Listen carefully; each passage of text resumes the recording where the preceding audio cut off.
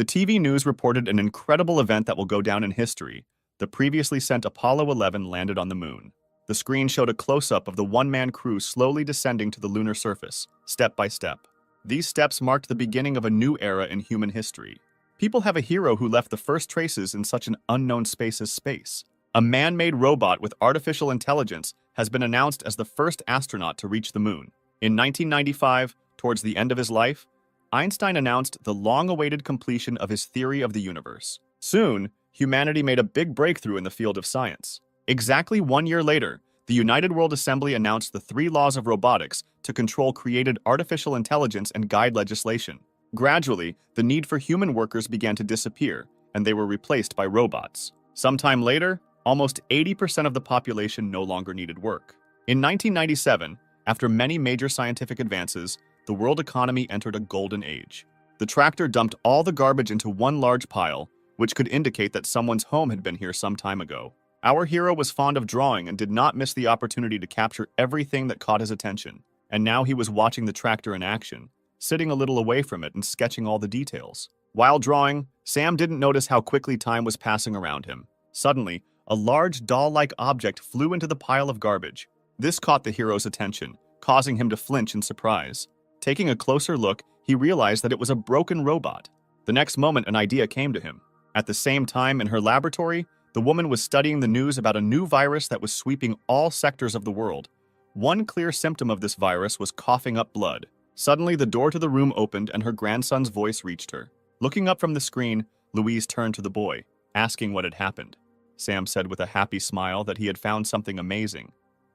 Louise, not understanding what caused such a violent reaction from the guy, asked what exactly he found. He turned sideways to her, showing the broken robot. Seeing him, the woman told Sam to weigh him. Then she would pay him for the scrap metal. But the hero objected that he was not here for that at all. He pointed to the robot's hands, saying that they were moving. Afterwards, Louise came closer and, taking a closer look, said that she could give him more for a functioning power source. But Sam again objected, asking her to save this robot. The woman was very surprised by her grandson's request. He begged her to fulfill his request because she was good at fixing things. Taking out a new cigarette, Louise asked if he had money. The hero replied that he would never force his grandmother to work for free and pressed the button on the watch. After he displayed his score on the screen, Sam showed it to her, saying that it was all he had. She froze for a moment when she saw his balance. After giving him a slap on the head, she said that for 1,500 marks he wouldn't even buy a hamburger. A few days later, a head was attached to the robot and some non-functional parts were replaced. Sam came to inspect his robot after a long 3 days of waiting. He asked his grandmother what the robot had with a face. She replied that this part was the most expensive, and if he wanted to put on a different face, then let him pay for it himself. After her words, the guy again turned his attention to the robot, and having examined it more carefully, asked why all robots wear the same clothes. Louise replied that this is required by law in order to distinguish them from people. Suddenly, the robot's eyes began to glow. A couple of moments later, the robot girl began to slowly rise, which made our hero very happy. After looking around, the robot asked where she was, because she was sure that they had gotten rid of her earlier. The hero sat down opposite her, and taking her hand in his palms, said that he was very glad that she was alive. The robot looked at him for a couple of seconds, and then asked if he was her new owner. The guy nodded and told her his name. When he asked her name, she didn't understand what the guy meant and gave her model number. Sam cocked his head to the side, saying it was too weird a name. Then he looked around. On the table, the hero noticed a package of chocolate. The next moment, he snapped his fingers, screaming that this was perfect. Then he turned to the robot and said that from now on he would call her Jane. Louise said that her work is finished, and now the guy can take the robot and leave, because she has a lot of work left. After thanking her, the hero headed for the exit, saying that next time he will have enough money to buy a new face for Jane. The woman stood without turning around all this time, waiting until the door slammed on the other side. When Sam left, a suppressed cough broke out. After the attack passed, Louise saw that her entire palm was covered in blood. She realized that the symptoms of the virus had appeared, and she didn't have much time left. Sam returned with Jane to his house. Having started to sort out the rubbish that had accumulated inside for quite a long time, she accidentally broke a plate. The hero looked away from the canvas and asked if everything was okay with the robot. She apologized and started cleaning up the pieces. The guy who stood up replied that she shouldn't worry about it, because he found it in a landfill, and it wasn't of much value. Having settled down next to her, Sam began to help her, and in the process asked Jane to call him something else. and not master. She didn't have time to answer anything when she accidentally touched a mountain of rubbish behind her, after which everything fell to the floor. Sam just screamed that it was amazing. Inspecting the resulting mess, he said that he had long dreamed of cleaning it all up. Jane apologized to him, saying that her neural network parameters were damaged, so her motor functions were very limited. She was very upset that at the moment it would be very difficult for her to be useful for her master. The hero replied that everything was fine and nothing needed to be done for him. After his words, Jane approached him and quoted one of the laws, which states that a robot cannot allow people to get hurt due to its negligence. She explained that following this law, it is necessary to get rid of robots that are not able to help the owner for one reason or another. The guy looked at her in surprise when she told him to get rid of her if she stopped being useful to him. He scratched his head, saying that he had not studied these laws before. Afterwards, he asked for some time to think. A few minutes later, he got a great idea. The hero said that he wants to see Jane smile. She looked at him with confusion. The guy explained that now this is impossible because of her doll head. Then he translated the image from the clock, saying that he had a plan to implement his idea. Sam showed her an advertisement for an upcoming art competition in 3 months and told her that the grand prize would be enough to buy her a new face. After listening to him, Jane said that she was not able to smile. Even she would have a face suitable for this. The hero didn't let her finish, asking how she knew this if she hadn't even tried. He said he was looking forward to seeing her smile. Taking her hand, the hero smiled softly and said that he believed that Jane would succeed. Afterwards, he stood up and, stretching, asked if she had any ideas worthy of first place. She thought for a few seconds. A moment later, Jane spoke about his request earlier, informing him that one of the laws forbade her to address the owner by his name. Raising her head, she asked if Mr. Sam could address him. The guy smiled, answering that this option suits him. In the evening, they headed to the landfill together, collecting things that interested the hero. That night, they fell asleep together. The days passed by. Sometimes they visited Louise, helping her with the cleaning. In the evenings, Sam spent his time drawing, trying to draw something worthy of first place. Louise spent these days conducting her research, waiting for the disease to finally get the better of her. On one of these days, her grandson burst into her laboratory with joyful cries. Showing her his award for the competition, he said that he managed to take first place. The woman looked in surprise at the joyful boy. When he asked if he could now buy a new face for Jane, Louise just smiled. A week later, the robot's face was changed from a doll's to a human's. The hero was beside himself with joy. Looking at herself in the mirror, Jane assumed that some kind of mistake had occurred because her eyes and face shape looked strange. But Sam convinced her otherwise. He reminded her of his request earlier and asked her to try to smile. Jane had difficulty controlling her facial expressions and, squeezing out some distant semblance of a smile, asked if this was what the hero meant. The guy didn't know what to answer her and could only stand silently. When she tried a new expression, he admitted that it looked very creepy. A sudden cough behind him caught his attention, and Sam turned to Louise. Seeing that my grandmother sat down on the floor, holding her hand on the table, he asked what happened to her. Sam wanted to touch her, but the woman shouted at him to move away from her. The next moment, she stood up and said that she was just a little tired, so she needed to rest a little, and it was time for Sam to go back. The hero looked at her doubtfully. Afterwards, he went outside with Jane, saying that if she needed anything, she could call him at any time. Having said this, the guy slammed the door. Left alone, Louise slowly walked towards the mirror, struggling with new coughing attacks. She leaned her hand on the mirror, smearing her blood on it. Raising her head, the woman saw that her eyes had already begun to turn red. Walking along the village, Sam shared his worries about the health of Grandma Jane. She walked behind him and practiced her smile. Noticing her upset expression, he said that she did not need to rush and force herself to smile, because smiling is a natural reaction to some event. Jane replied that she did not quite understand what exactly the hero was trying to convey to her. Sam stopped when he heard that she couldn't understand the concept of a smile. He tried to explain everything to her in more detail. After listening to him, Jane asked to get rid of her because she could not obey the only order of her master and was breaking one of the laws. The guy looked at her in surprise when she said that she was just a pile of scrap metal, the existence of which was devoid of any meaning. The hero couldn't listen to it anymore. He shouted at her to shut up. With his head bowed, Sam told her to listen carefully to what he was about to tell her. When the robot heard that despite what the law dictates to them, her owner would never leave her, she was sincerely surprised. Saying this, the hero remembered his painful past. A few years ago, his mother packed her things and wanted to leave. He tried to stop her, but received only another resounding slap in the face. The boy lay with tears in his eyes and watched as his mother turned around and left somewhere forever. That day, he sat outside the door for a very long time, hoping not that she would change her mind and come back. Coming out of the memories, the hero looked into Jane's eyes, saying that he does not abandon his family members. Then he asked her to never say that about herself again. He folded his hands on his chest and added that if he heard again that he needed to get rid of her, he would be very offended. Stunned, Jane stood for several seconds before answering a word. Suddenly, Sam started bleeding from his nose. The robot girl, who did not expect this, watched this in surprise. A second later, she leaned towards her equally surprised master, asking what had happened. But Sam was unable to answer her due to a sudden bout of coughing up blood. He fell to his knees, coughing up blood. A few minutes later, the hero lost consciousness, and the robot girl put him on her back. She activated navigation mode to find the nearest hospital. A couple of seconds later, Jane received the necessary data and immediately headed in the indicated direction. Suddenly, something caught her attention. Wary, she decided to stop. The street ahead was on fire, and people turned into monsters and devoured each other. Some tried to escape from the crowd of zombies, but eventually they overtook their victims. One of the men who contacted tried to break into the telephone booth of his victims. Jane turned to the system to find out the details of what was happening around her. She waited for several seconds to connect to the central database. Suddenly, heavy footsteps were heard behind her, and Jane turned around. A zombie was approaching them. The robot decided to scan the person in front of it. She walked throughout the body, collecting data. A moment later, it was determined that the creature was no longer human. Jane realized that he and his kind posed a serious threat to her master. The zombie has virtually no traces of human DNA, which gave her a free hand. Jane finished gathering information, closing her eyes. A moment later, her bracelet began to glow. She said that all elements that pose a threat to humans must be eliminated immediately. Surrounding sounds began to reach the unconscious Sam.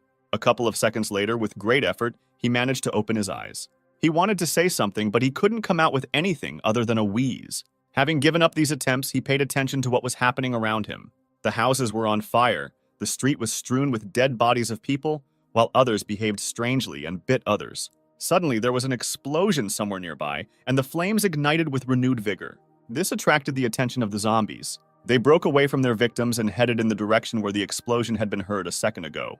Louise watched what was happening through the window of her house. The woman put out another half-smoked cigarette. The day she feared most had arrived. Louise pushed aside the desk drawer with the pistol inside. Taking it in her hands, she pointed the trigger to her temple, and the next second a shot rang out. At the same time, Jane was still standing opposite the zombie with Sam on her back. He slowly approached his victim. When Jane was about to get rid of the threat, the hero managed to squeeze out the words that she could not do this and extended his hand to her clenched fist. The guy reminded her of the law prohibiting harming people. Although the words were given to the hero with great difficulty, he was obliged to stop her, because robots that violate the law he mentioned are destroyed. Sam asked Jane to promise him that she would never harm people. All this time, the robot girl looked at him in surprise. A moment later, she threw the guy to the ground. Sam didn't understand what caused Jane's reaction, but the next second she asked him who he was. The hero asked with confusion what she meant. The robot girl explained that she was unable to identify either his voice or his iris. Scanning the guy once again, she was unable to obtain any information about him, after which she announced that she would classify Sam as another dangerous specimen. Jane was sure that the guy lying in front of her was not her master, so she turned around, saying that she had to find him. The amazed Sam looked at his robot, not believing what was happening. He was able to call out to her only when she moved a few meters away from him, but Jane did not pay any attention to him, continuing to look for her master. Suddenly, Sam had another coughing fit. A couple of moments later, he heard footsteps approaching him and looked up to see who it was. The next second, he saw a crowd of zombies approaching him. At the same time, Jane ran further and further down the street in search of the real Sam. She suddenly stopped when she noticed something strange. A couple of meters away from her stood the same robot girl, and the man sitting in front of her asked her for help. She also scanned him to verify his identity, just as Jane had done earlier. A couple of seconds later, the robot girl said that the man was not her master, after which she lost all interest in the man calling out to her. She went in search of her owner, gradually moving away from this place. Jane turned around when she heard another robot's voice behind her. Nearby, a robotic man sat next to the body of his dead owner. Closing her eyes, he said that, following the law to ensure the confidentiality of the owner in the event of death, all data on the robot must be deleted. Within a few seconds, automatic erasure of all data will begin. Looking around, Jane discovered many robots similar to her, in search of their owners and those who were preparing to erase all data. Sometime later, she reached the house where she and Sam had lived all this time. Opening the front door, the robot girl stepped into an unlit room. Having scanned everything inside, she discovered that there was no one here except her. Suddenly, something caught her attention. Jen looked at the wall covered with Sam's drawings. Memories of the hero asking her to pose flashed through her mind. She stood for several minutes at this wall. Suddenly, she remembered Louise's house, where her master might be, and headed there. Sometime later, Jane approached our hero's grandmother's house. When she entered the house, it was unusually quiet inside. The robot girl went deeper into the house, exploring each of the rooms, and in one of them, she discovered a dead body. Jane stopped to scan it and get information about the identity of the person in front of her. Having established her identity, she walked over and sat down next to Louise. Jane remembered what Louise had told her when she changed her face. The woman said that Sam's mother abandoned him when he was 5 years old, which is why he now sympathizes with Jane, because someone abandoned her too. Louise sighed heavily and continued, saying that she had become not just some machine for the guy, but the family that he valued more than anything in the world. She then asked Jane to stay by Sam's side no matter how much he might change. The robot girl covered the dead body with a found sheet. After confirming Louise's death, she returned to searching for Sam. A minute later, she left the house thinking about possible options for her master's location. Jane stopped walking down the stairs. Several zombies were approaching her. When she turned around, intending to go in a different direction, the zombies immediately attacked her. She managed to dodge one of them. Jane decided to remove the obstacle. Gathering all the strength in her fist, she rushed at the zombies. But a guy suddenly jumped out and blocked her path. Jane scanned the man who stopped her, trying to determine his identity. The robot girl noticed that he had a biological signature similar to Sam's. Suddenly, the hero let out a roar. The guy tried to drive other zombies away from Jane in a similar way. His idea was a success, and a couple of moments later, the zombies turned around and headed in an unknown direction. Jane watched what was happening in surprise. At some point, the guy's growl became quieter, and small tremors began to break through his body. The hero desperately tried to pronounce the words, while he still had the ability to control his own consciousness, which was gradually becoming clouded with fog. After several attempts, he managed to ask if Jane was okay. He slowly turned towards the wary robot girl, saying that he had something important to tell her. She scanned his voice and iris again, but received the same information as before. The man's identity was impossible to determine. Sam continued to approach her. He said that he wouldn't last long, so he had to have time to tell her. A few seconds later, he managed to take Jane's hand. After that, he said that the last 3 months that they spent together, he was truly happy because he had a family. All this time, the robot carried out various checks to establish his identity, but they all gave Jane the same answer. Suddenly, Sam was overcome with weakness and fell to his knees, the robot supporting him by his arms, preventing his torso from collapsing to the ground. Jen recalled various moments and desperately tried to convince herself that the guy in front of her was not her master. But his words and attitude towards her were no different from the real Sam. At some point, unconsciously to herself, she began to cry. Sinking to the ground, Jane hugged the guy, recognizing him as her master. She called his name, expecting some kind of response. Her tears fell onto Sam's face. The robot girl lowered her head over his, asking him to look at her face. She wanted him to see her smile, which she finally got after so many attempts. But the hero did not have any reaction. The virus finally took over his body. The next moment, he rose from Jane's lap and was about to bite her. She just watched the guy with tears frozen in her eyes. When he did bite her, Jen only squeezed Sam tighter in her arms. The guy tried to bite her hand, but was defeated over and over again. Due to an unknown virus on this day, the world's population decreased by 70%. An alliance of governments around the world immediately formed an organization to combat this virus and ensure safety by identifying the root cause of its occurrence. After research by the World Health Organization, it was stated that the DNA structure of zombies is significantly different from the DNA of an ordinary person. When the infection rate increased significantly and the government did nothing, people began demonstrating in front of the government building to demand a solution to the problem. Thus, more than 200 days have passed since the appearance of the virus, and the zombie ratio has exceeded 70% of the world's population. People could only believe that scientists would soon figure out a way to get rid of this disease. 230 days have passed since Sam was infected. Jane was checking out the necessary products at the checkout in the nearest store, which still had at least some food left. In the first 3 days, she heard on the news that the virus had spread throughout the world. But now that the network is turned off, she cannot find out news from outside.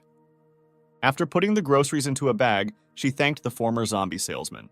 He only let out an inarticulate wheeze.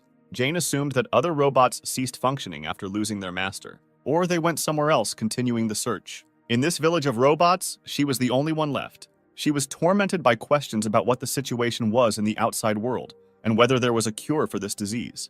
Suddenly, she heard a scream behind her and turned around. A man she didn't know was running away from zombies. Greg lamented his luck because he was supposed to land on the roof, but the wind picked up at the most inopportune moment.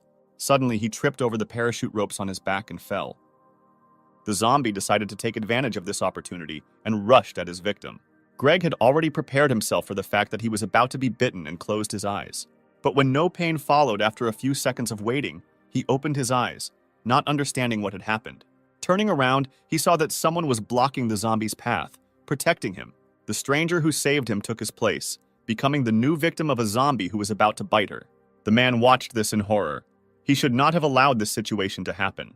His mission was a failure before it even began, because the only survivor in this sector would turn into another zombie after some time. Unexpectedly for Greg, the girl turned around and asked if he was okay. Getting up from the ground, he replied that now was not the right time to take care of others. Before it was too late, she should let him examine the bite site to prevent the spread of the virus. Before he could finish speaking, a dozen more zombies approached them. Greg knew they weren't in a winning situation right now. Jane suddenly approached him, having previously apologized for disturbing him. The next moment, she took the man in her arms, holding him as if he weighed almost nothing. Jane rushed past all the zombies surrounding them at lightning speed. Only then did Greg notice her clothes and appearance. He made a mistake at the very beginning, mistaking a domestic robot for a human. In this way, she ran through several streets. Stopping in a safe place, she asked if the man was injured, but he asked to be lowered to the ground. She complied with his request. Greg turned away for a couple of seconds, struggling with embarrassment from the fact that the girl, albeit a robot, was carrying him in her arms. Afterwards, he told her that he was a member of the UN, a junior officer. Jane replied that she was pleased to meet him and also introduced herself. Greg said that they spotted a survivor in the sector from satellite imagery, and that's why he was sent here to help him, and then asked if she knew anything about it. Jane apologized and replied that she did not understand his question. From what he had seen earlier, there were quite a lot of people around. The robot girl began asking a lot of clarifying questions, making the man regret the question he asked earlier. He stopped her, asking her to just take him to her master. When Jane agreed to his request, Greg breathed a sigh of relief. He knew that robots could not recognize zombies as their master. Greg assumed that since this robot was still here, then there was only one person left who was not infected. The man was watching Jane carefully when she suddenly smiled. Greg stopped and asked in surprise if he thought she had just smiled. Jane turned around and answered him with a smile that she was happy now, because 230 days had passed since the guest appeared here. Greg looked at her in bewilderment. He was sure that robots could not smile, much less experience any emotions. A few minutes later, they arrived at Sam's house.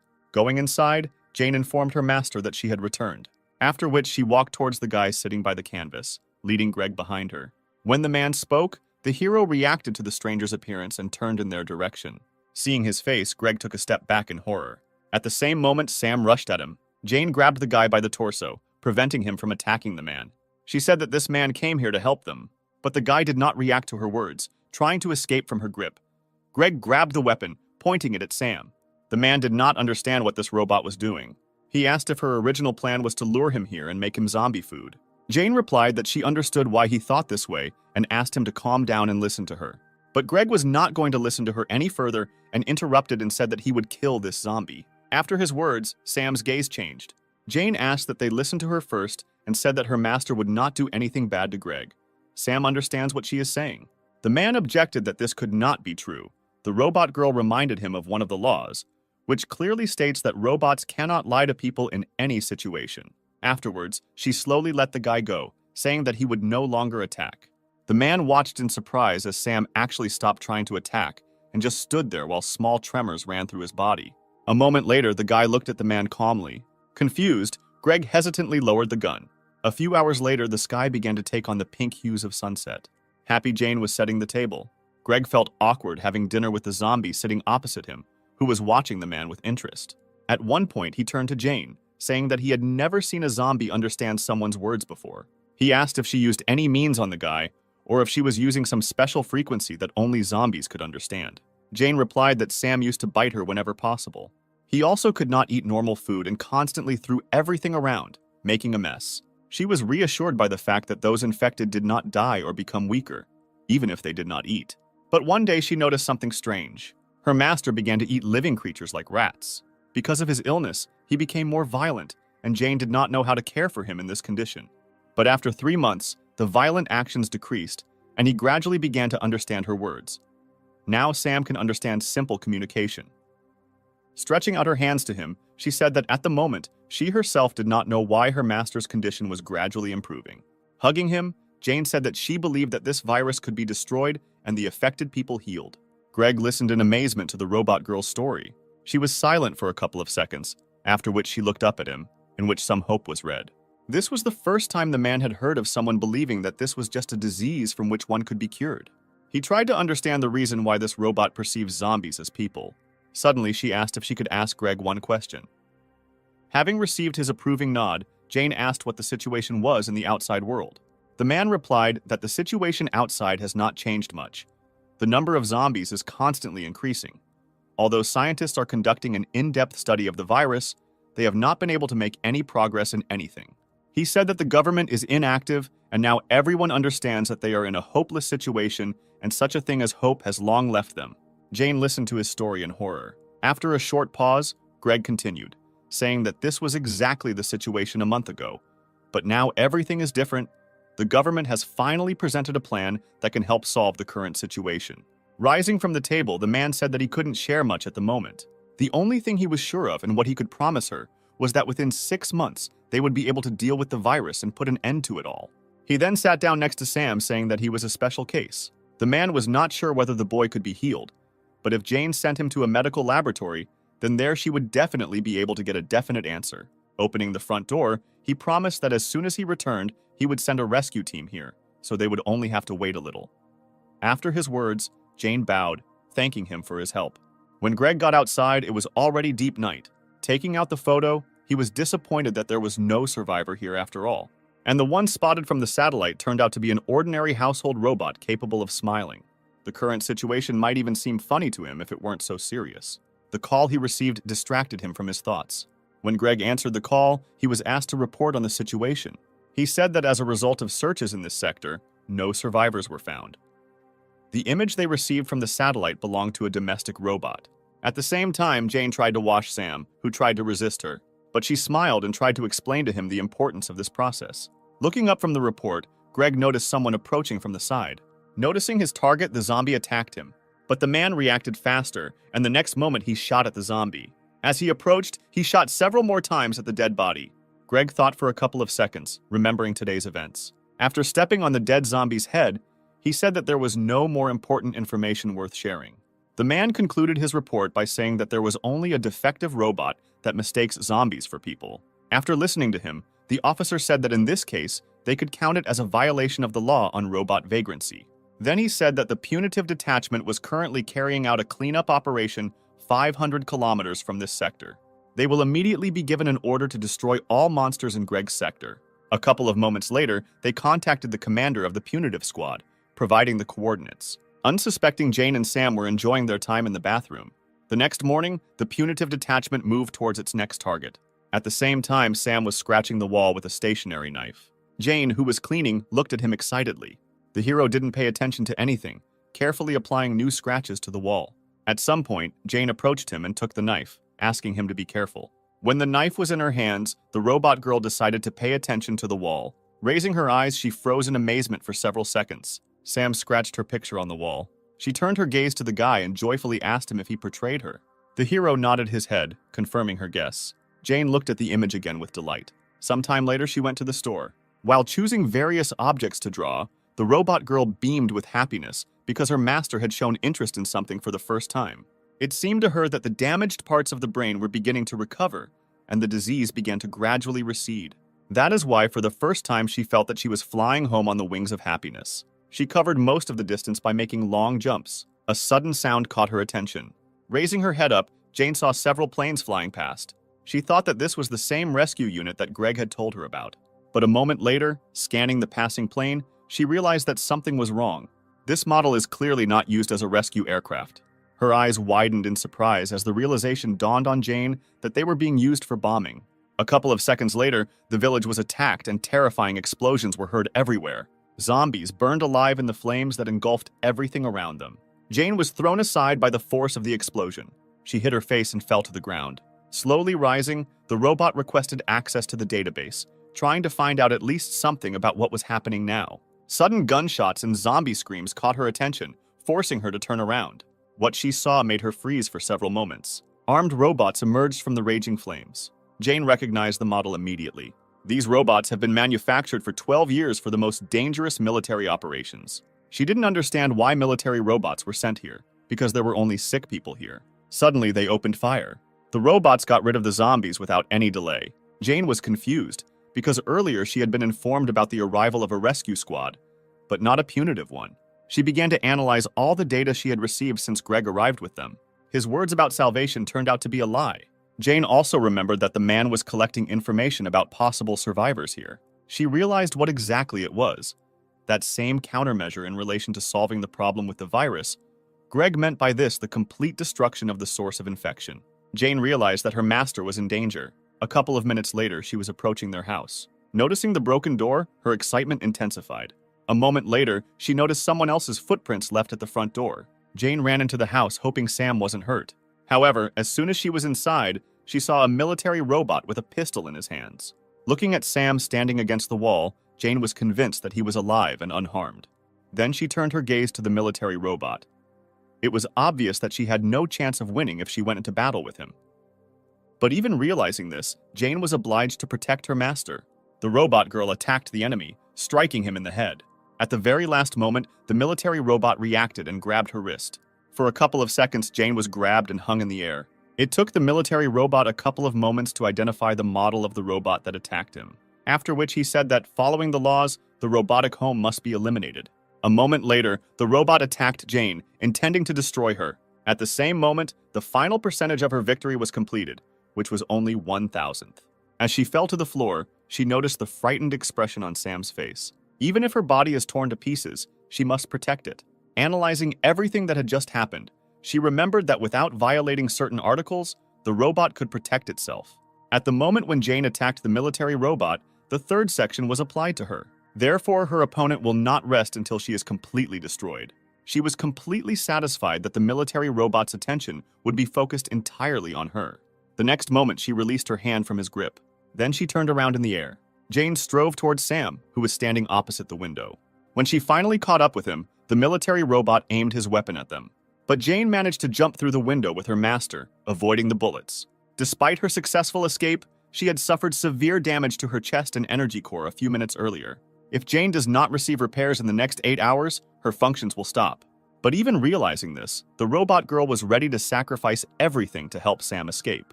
At the same time, the punitive detachment was finishing the bombardment of this sector. The man sitting in the cockpit received information about how their mission was progressing. Suddenly, he received a message that an object was moving at high speed towards the outside of the sector, after which an image was displayed in which Greg recognized the already familiar defective robot. When he was informed that 10 military robots would be sent in pursuit, he said that it was not worth wasting his time on it. Greg intended to deal with this robot himself. A couple of moments later, 2 planes caught up with Jane and Sam. Hearing a noise approaching, she turned around. At the same moment, Greg gave the order to attack her. His order was immediately carried out. Jane was unable to avoid this attack and suffered another injury to her back. She fell to the ground along with her master. Hearing footsteps approaching from behind, Jane turned around. The robot girl was surprised when she again saw the person who had deceived her earlier. Greg, who was standing, told the military robot that they must destroy all the zombies and eliminate objects that interfere with this. Hearing this, Jane looked at him displeased. She already understood that the plan regarding the virus that he told her then was to destroy all those infected. But she did not give up trying to convince the man that the disease could still be cured, judging by the improving condition of its owner. When Jane asked that Sam be shown to the medical team, Greg replied that there was no point. He said that there is no other way to get rid of this virus. After the virus began to spread massively and the government made no attempt, the press began to spread a lot of negative news. Every day, many articles appeared about the predetermined end of the world, and soon fear settled in people. Ultimately, they began to demand the complete destruction of zombies by organizing continuous rallies. The government could not cope with the hostility of the public, and soon they conducted an official survey around the world on whether the complete destruction of zombies would be carried out. According to the results, it was revealed that the overwhelming majority voted for destruction, which is why he does not have the right to leave Sam alive. She said that she still could not understand the reason for such cruelty. Covering the hero with herself, Jane said that the infected are people just like him. The robot girl didn't understand how people could treat others like that. Exhaling cigarette smoke, Greg asked who exactly she meant by people. Without waiting for an obvious answer from her, he said that no one perceives zombies as people. The man explained that these are only animals that spread a deadly disease. After his words, Jane looked at Sam doubtfully. Greg said that she should know about this better than them, because she is a robot. She looked at her master for a few seconds before answering that she really couldn't recognize Sam as a person. Taking the guy by the hand, she continued, saying that this is only a biological problem, but the fact that her owner remains himself does not change. When Jane said that Sam was still her family, he looked at her in surprise. She clearly remembered the words he had once said to her. Lost in her memories, Jane did not notice how the hand of the robot approaching her was slowly reaching out to her. The next moment, a powerful electric discharge ran through her. Greg threw away the half-smoked cigarette. He even felt a little sorry for this domestic robot. He was sure that she would not have met such an end if she had not been so blindly devoted to her master. It was just a false emotion that was put into her. Afterwards, he ordered the robots to continue the further operation. Having given instructions, the man turned around, heading towards his plane. The remaining military robot threw Jane's immobilized body aside and stood in front of Sam, pistol in hand. He aimed the weapon at the guy's head, intending to get rid of him, but he began to try to say something. The hero reached out to Jane, who was lying a couple of steps away from him, but she did not show any signs of life. At the same time, Jane's mind flashed back to Layla telling her to remain family to Sam, no matter how much he would change in the future. She expected that they would face many difficulties in the future. That is why Layla gave her a special power with which Jane had to protect Sam.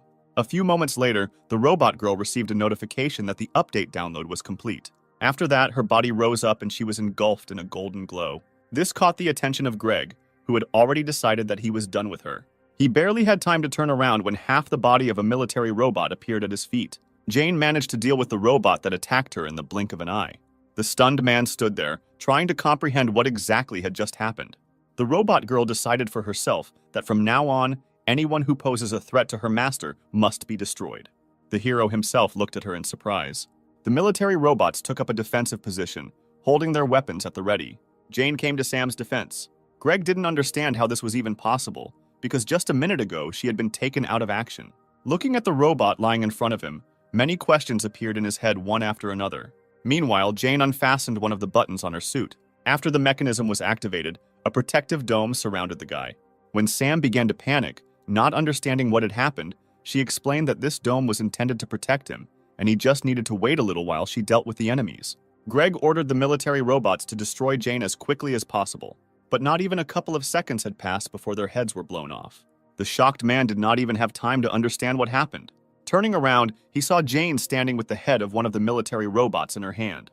He was amazed at her speed. Coming to his senses, he asked how this was possible. He couldn't understand how an ordinary robot got so many fighting skills, but she ignored his question, turning in the opposite direction. Then she ran in an unknown direction. According to the data that Jane received, it was established that there were several more squads of military zombies in the center. They have already destroyed almost half of the infected, and they have enough chances to become a threat to its owner. Jane was determined to incapacitate each of them. At some point, the military robots sensed someone approaching from behind and turned around. Jane blew off the head of one of them before the robots had time to react and began to attack her. The next moment, she knocked out another one with a kick. One military robot hid among the ruins and aimed at Jane from a safe distance. A moment later, there was a deafening explosion. The robot was confident that it had gotten rid of its target. Contrary to his expectations, Jane was already above him. She landed directly on him, thereby destroying the enemy's body. Greg at this time received endless messages about losses. He was shocked that an entire battalion was destroyed in 10 minutes by just one faulty house robot. Having gotten rid of all the military robots, Jane headed back to him. Greg commanded that the hangar administrator module be launched. The military, who had set up a camp nearby, received a message from their commander and unlocked hangar number 6. A robot of impressive size appeared from behind the open door, after which he was given an order to eliminate his target. Meanwhile, Jane rushed back to her master. Greg panicked when he noticed her approach. He shouted for the sent robot to hurry up. A couple of moments later, Jane's path was blocked by a new enemy. The man was glad that this robot arrived on time. Even if it is shameful for a robot of his level to fight with some domestic robot, but with his combat power, Greg will be able to get rid of Jane. At the same time, she studied the enemy, trying to discover weak points. The next moment, Jane struck him with a blow that caused his body to shatter into pieces. Greg was once again shocked by what happened. Not believing his eyes, he looked at what was left of the body of his best combat robot. He was brought out of his stupor by Jane's words that her mission was over and 116 robots had been eliminated. Now the man was looking at her in horror. When she started to approach, he shouted at her not to come near him. But seeing that Jane was not reacting to his words, he grabbed the gun. The next moment, Greg pointed the gun at Sam, hoping it would make her stop. But when this action had no effect, he voiced his intention to shoot the guy in the head. Jane just frowned, getting closer and closer with every step. Ultimately, Greg did shoot. But the barrier surrounding Sam did not allow the bullet to reach the guy, and the bullet flew in the opposite direction. The man was unable to dodge, and the bullet went through his thigh. Jane approached her master to remove the barrier. After turning to Greg, who was crumpled in pain, saying that people are afraid of the disease and abandon their fellow men. But she did not intend to act like them and would never give up her family. Turning around, Jane finally said that until the very end, she would look for a way to cure this disease, after which she headed off with Sam in an unknown direction, leaving Greg alone. Looking at the retreating backs, he felt that he was obliged to urgently inform his superiors about everything that had happened here today. A few hours later, Jane and Sam were at the grave. The robot girl thanked Louise for installing a system with which Jane managed to protect her master. She told her that she was going on a trip with Sam. Holding her gaze on the carved name, she continued, saying that they could no longer rely on outside help. Jane will look for a cure for Sam and will definitely cure him. When this happens, they will return here again. So she asked Louise to wait a little longer for them. Then they slowly set off. Along the way, Jane shared that she was thrilled to be traveling with her master for the first time and asked if he felt the same. Sam answered her, trying to express the same emotions. At that moment, she thought about Greg's first reaction when he first saw Sam. He was greatly surprised when he learned that her master was able to understand words. Greg wasn't lying when he said Sam was a special case. According to the data received, she knew that any type of virus accounts for another 1% of all humanity, and it is this 1% that has antibodies to the disease. Jane suggested that Sam was one of these people, and that in the future, he would become an important key in finding a cure. That is why their first task was to find the right person to confirm the presence of antibodies in her master. Suddenly, there was a noise from an airplane above them. Surprised, Jane immediately stopped. The discovery of an escaped zombie and a robot was reported. Jane managed to put a barrier around Sam while she fought the enemies. The robot girl was ready to challenge the whole world to protect her master. 15 days have passed since they left the village. Jane was surprised to find a barricade and they stopped a few meters away from it. It must have taken a lot of time to build something like that, and it was the question of when they managed to do it that haunted her. After scanning the area, Jane learned the location of defensive artillery structures, which are designed to block further advance of the infected. If they got too close to them, it wouldn't end well, so she decided they should go somewhere else. Looking at the sky, Jane assumed that it would start raining soon and they should hurry.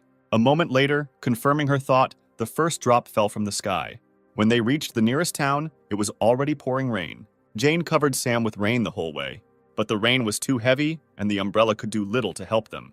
Leaning over, she told her master that he didn't have to worry, and they would definitely find a place where they could wait out the rain. The guy was pointing his finger somewhere, trying to tell her something. Looking where Sam was pointing, Jane noticed the light of a lantern in one of the houses. She approached and knocked on the glass, asking if anyone was there. But instead of answering, the barrel of a gun appeared from behind the broken glass. A red-haired girl appeared and asked who the uninvited guests were. Jane said that she is a domestic robot and the girl need not be afraid of them. The owner of the gun was surprised that there were still robots in the area. Jane replied that she and her master were currently in the middle of a journey and saw a light here while passing by. When the hero raised his head, Maria drew attention to his eyes and pointed the gun at him. She asked Jane why she was dragging zombies around with her. The robot girl covered Sam with herself, answering that he was safe for others and did not attack anyone.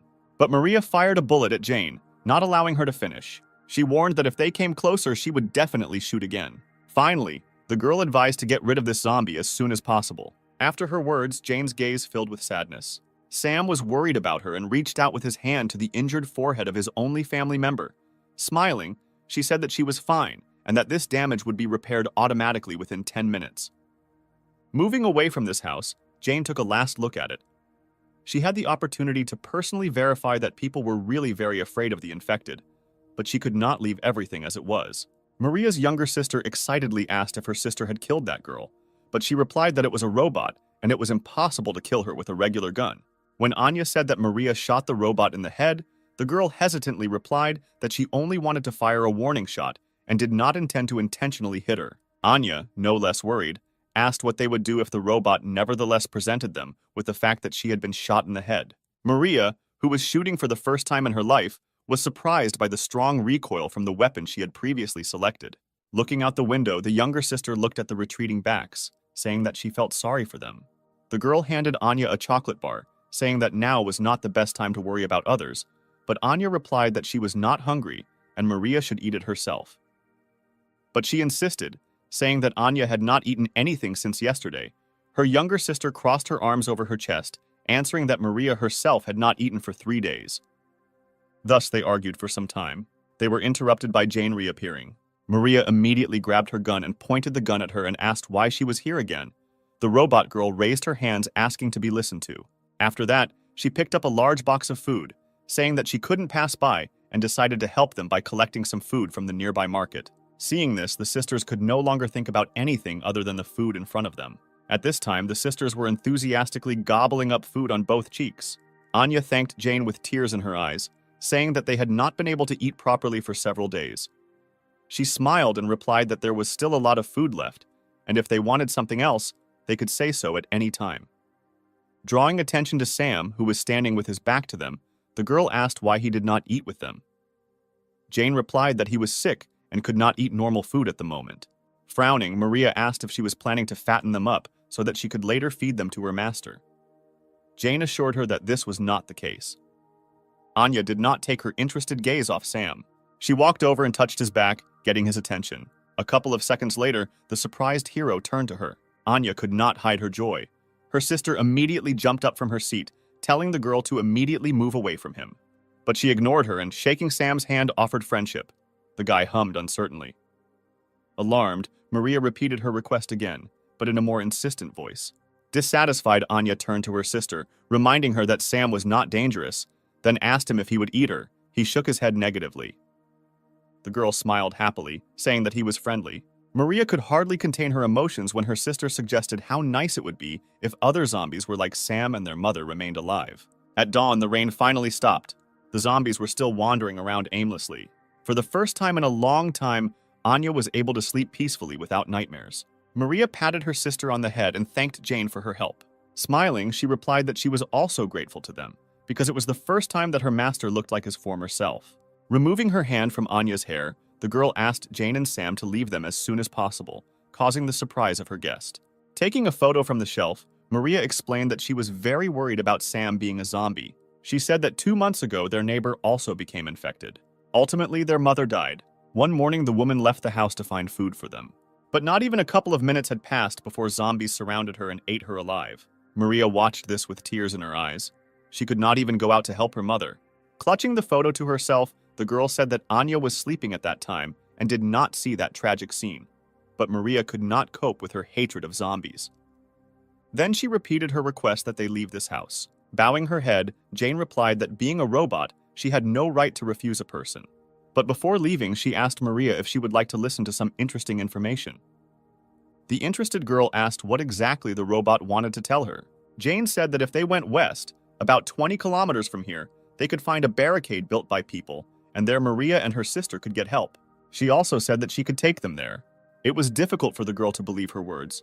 She replied that everything outside was crowded with zombies, and they would not be able to overcome such a long distance in such a situation. Jane just smiled, saying that she already had everything she needed to get to that place. Zombies wandered along one of the streets of the city, hoping to find a new victim. A sudden sound caught their attention and made them turn around. A moment later, a truck drove past them. Maria, clutching her sister in her arms, shouted at Jane to drive at a slower speed. But she replied that they should hold on even tighter, because she intended to increase the speed. Thus, the truck rushed through numerous streets. Maria asked if everything would really be fine. Jane told her that she had calculated everything and there was no reason to worry.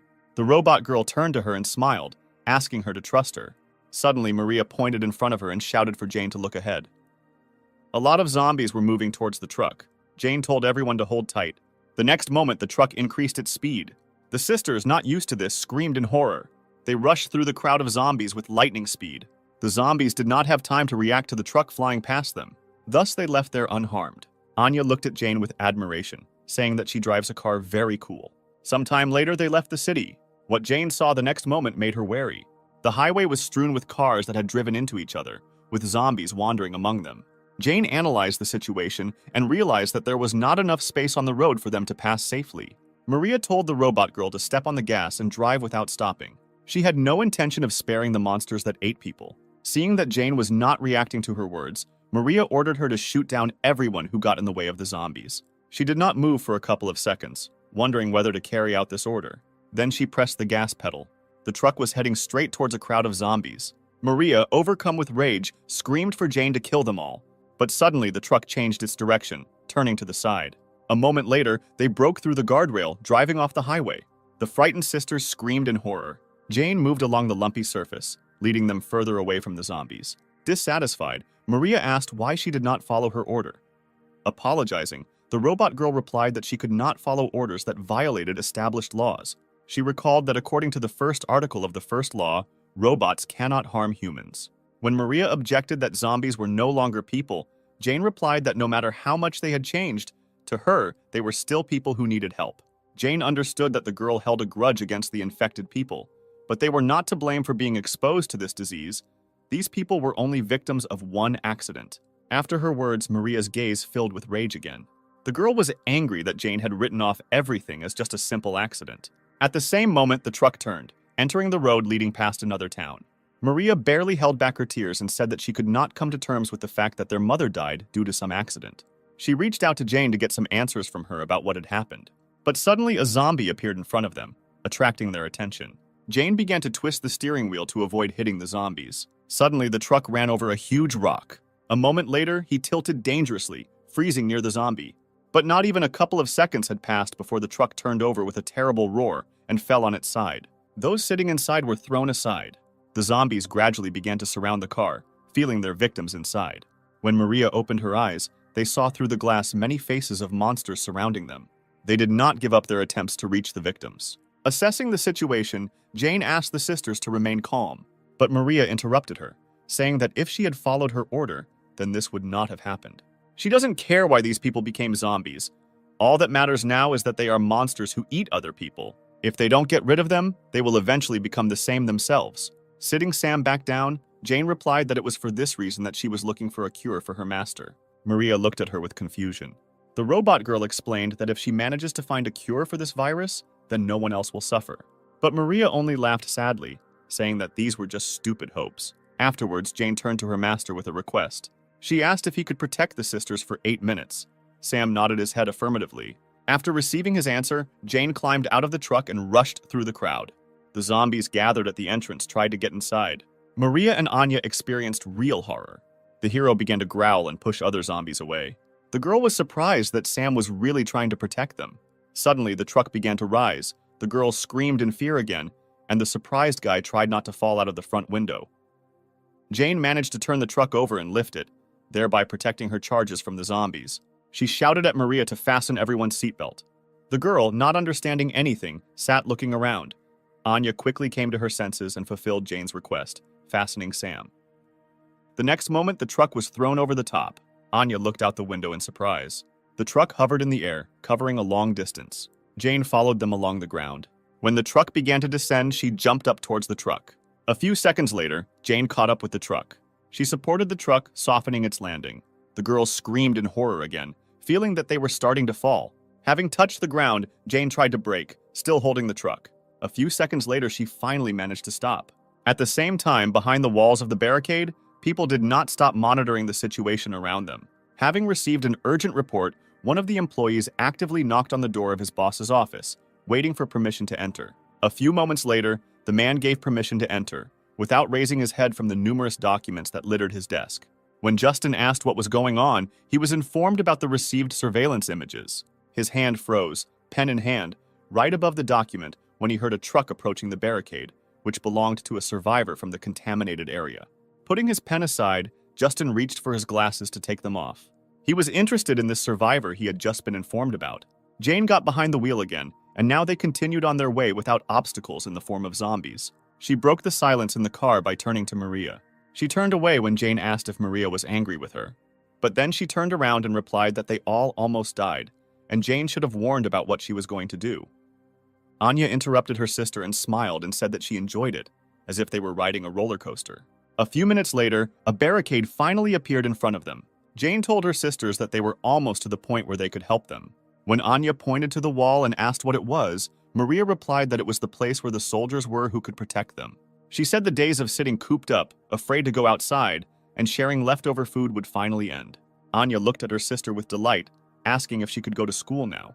The girl smiled and nodded, answering that now they can live the same way as before. Suddenly, they ran over something that made an unpleasant squeaking sound. The next moment, the sisters saw a bright light. The truck hit a mine and flew into the air. Trying to think of a way out of the situation, Jane knocked down the door on her side. She managed to get out of the truck, along with her master and two sisters, before the vehicle hit the ground. Jane landed on the ground, preventing her charges from getting hurt. Afterwards, she excitedly asked if everything was okay. Maria replied that she was fine. She was only hurt a little. The robot girl realized that they had run into a hidden mine. She looked around, scanning the area around her, and saw many mines located throughout the area. A sudden scream distracted her from further inspection. Maria, with tears in her eyes, bent over her unconscious sister, asking her to wake up. Seeing this, Jane ran up to them. The girl asked her what they should do now, but she asked Maria not to shake Anya and let her examine the wounds. Metal fragments reached the girl's stomach, making the situation much more dangerous. Turning towards the structure, Jane said that she would try to contact the people at the barricade, because there should be a doctor there. As soon as she said this, a bullet flew a centimeter away from her. After that, they were told through loudspeakers that they should all leave. If they dared to come closer, fire would be opened. Hearing this, Jane stood up, shielding her master and the girls. She asked not to shoot, because these people were survivors, and one of them needed the help of a doctor.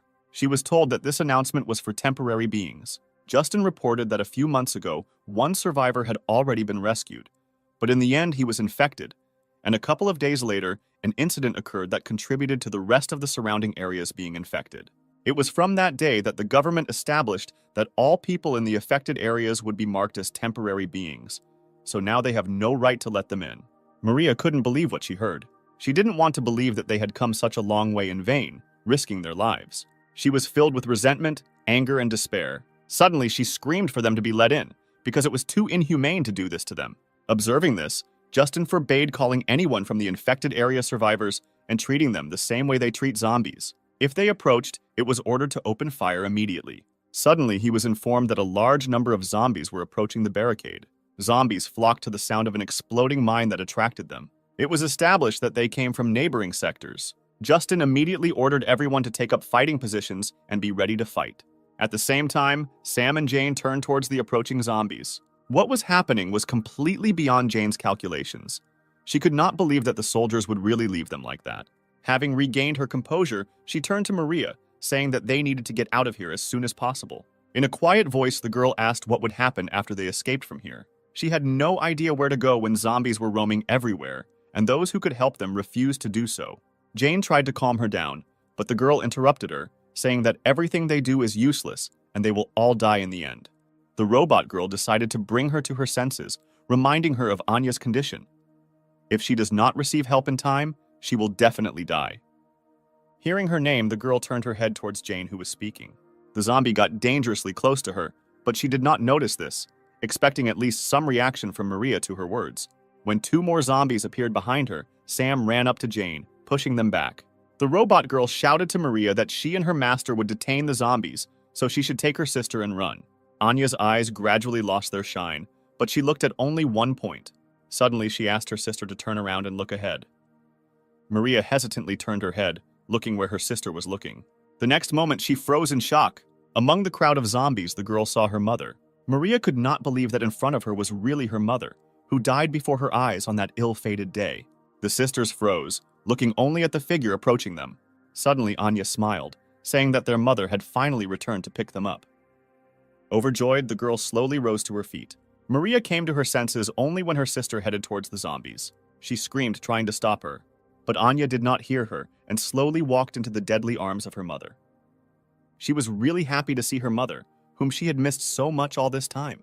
The girl did not see her as a threat until recently, even when the woman bared her sharpened teeth, leaning towards her neck. Maria screamed with all her might for her sister to leave there, realizing the danger looming over her. But it was too late, because the next moment their mother's teeth closed on Anya's neck, digging deep into her body. Seeing this, Maria, overcome with horror, jumped up from her seat and ran to her sister. At this moment, Jane turned her attention away from the zombie, looking back towards her sisters. She saw several more zombies approaching Anna. Jane immediately rushed to the girl's aid. A couple of seconds later, she was already holding back the pressure of the infected, who were attracted by the smell of blood, while Maria approached her sister. Kneeling down next to her mother, the girl tried to pull her away from Anya. She hoped that the woman would hear her words and stop. The girl tried to explain to her that now her own daughter was in front of her. But seeing that there was no reaction to her words, Maria broke into a scream and, with tears in her eyes, begged her to stop. But her mother only began to bite into Anya's neck more furiously. At that moment, the girl realized that by trying to reach her mother, she was only wasting time. Maria reached for the gun, which was not far from her. After that, she pointed the weapon at the woman's head. The girl screamed with tears in her eyes for you to go away. Other zombies were once again defeated in their attempts to reach their victims. Jane and Sam couldn't let them get to Anya and Maria. Suddenly, she heard Maria's screams. Turning around, Jane found a terrible scene. She saw Maria pointing a gun at her own mother, threatening to shoot if she didn't leave. At the same time, Justin was informed about the successful preparations for the attack. A couple of moments later, one of the girls told him that everyone was only waiting for his order. Justin watched what was happening and said that they needed to wait a little longer. He was interested in how the current situation would end. Maria's attention was attracted by Anya, who said that their mother had finally returned. But she replied that now it was not their mother, but a monster devouring people. Anya did not hear her sister's words, saying that she no longer hoped to ever see her again. Maria listened to her sister in bewilderment. When Anya turned to her sister, one of her eyes changed color to red, and red marks were spreading across her body. The girl seemed surprised to hear Anya say that despite everything, their mother was not a monster. She remembered Jane's words that all those infected were only victims of the current situation. Then Maria herself answered her that if they did not get rid of the zombies, they themselves would die. But Jane, no matter what, did not intend to give up trying to find a cure. Having rethought everything that had happened, the girl could not hold back her tears. She threw the weapon aside. After that, the girl called Jane and Sam. When the robot girl holding back the zombies turned around, Maria asked if she still intended to continue searching for a cure if Jane managed to find one. Then the girl asked to cure her family one day. Then she knelt down and hugged her sister and mother. Jane looked at this picture with sadness. A moment later, she promised that she would definitely heal them.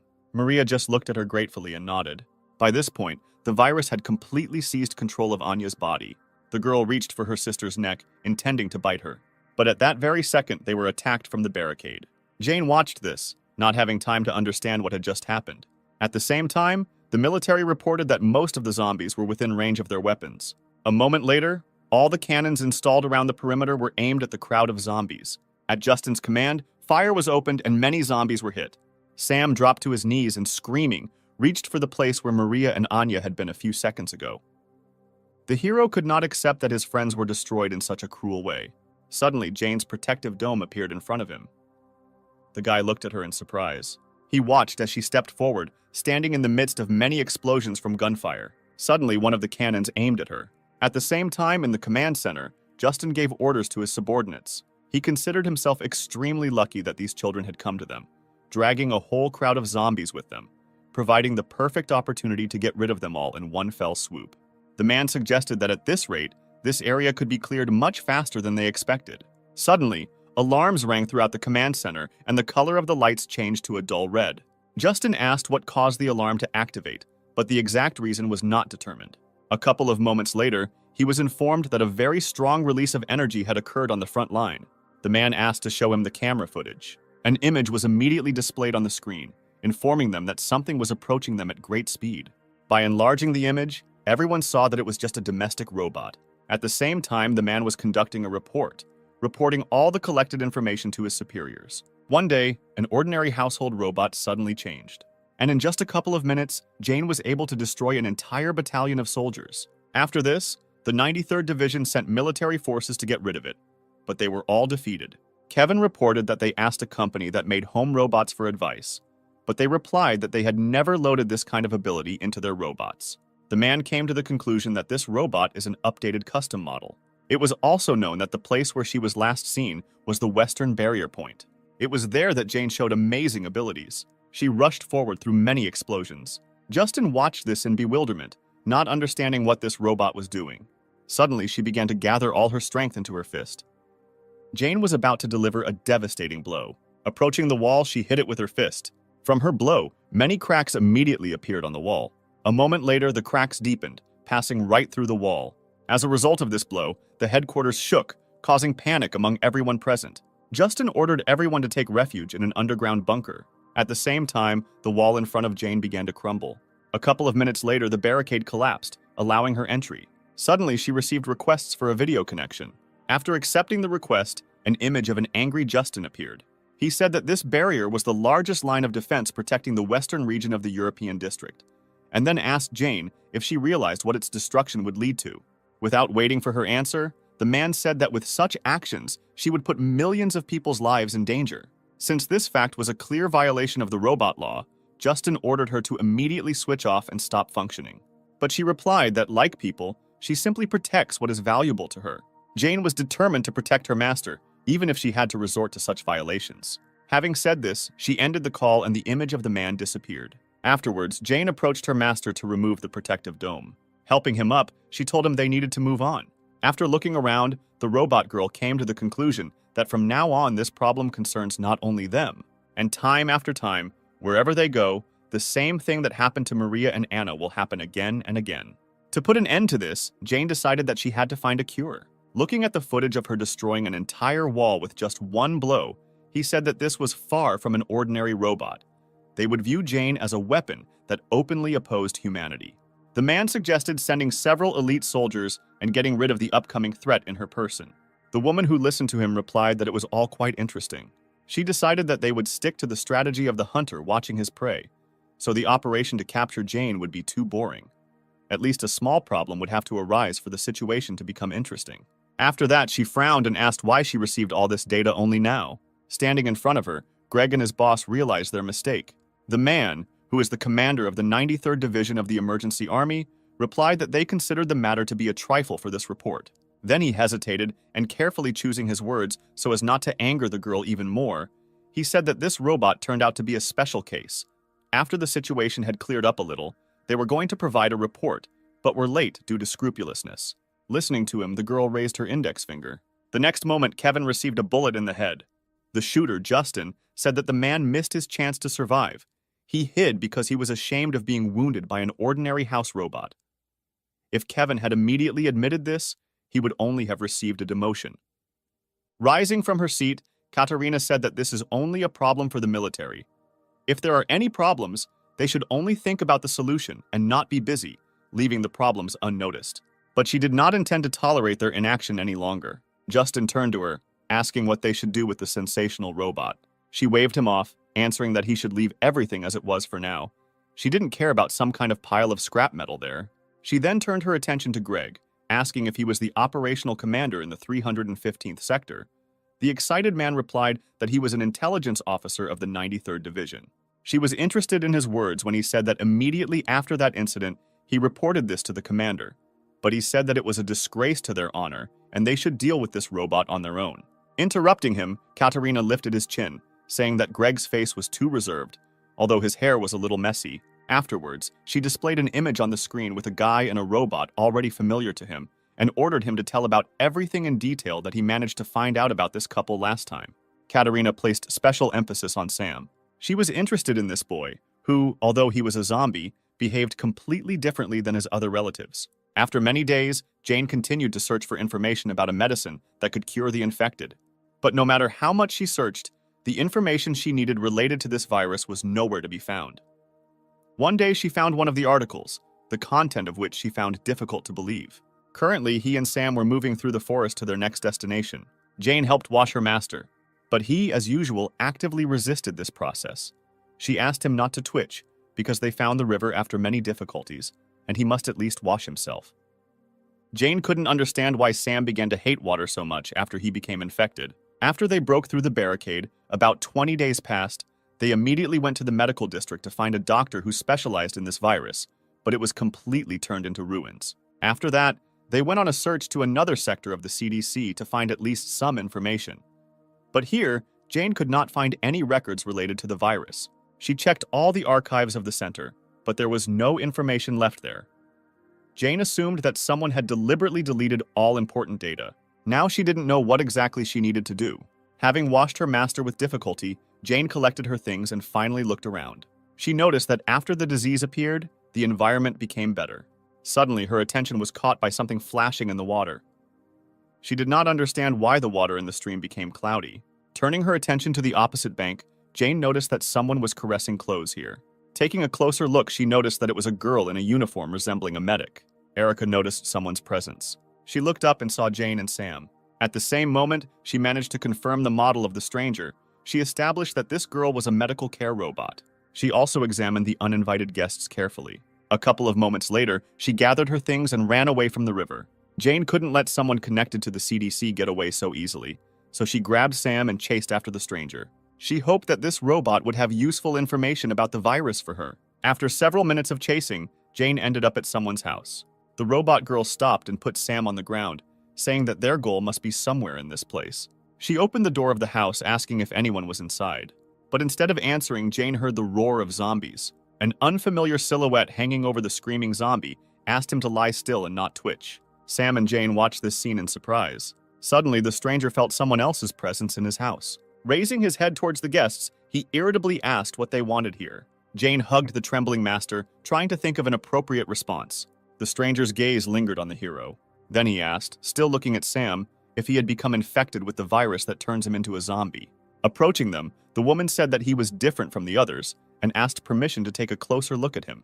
Jane looked at the approaching man in surprise, trying to get information about this woman. She was lucky that the woman's biography was registered in a central database that she could access. Suddenly, someone hit Jane on the back of the head with a hammer.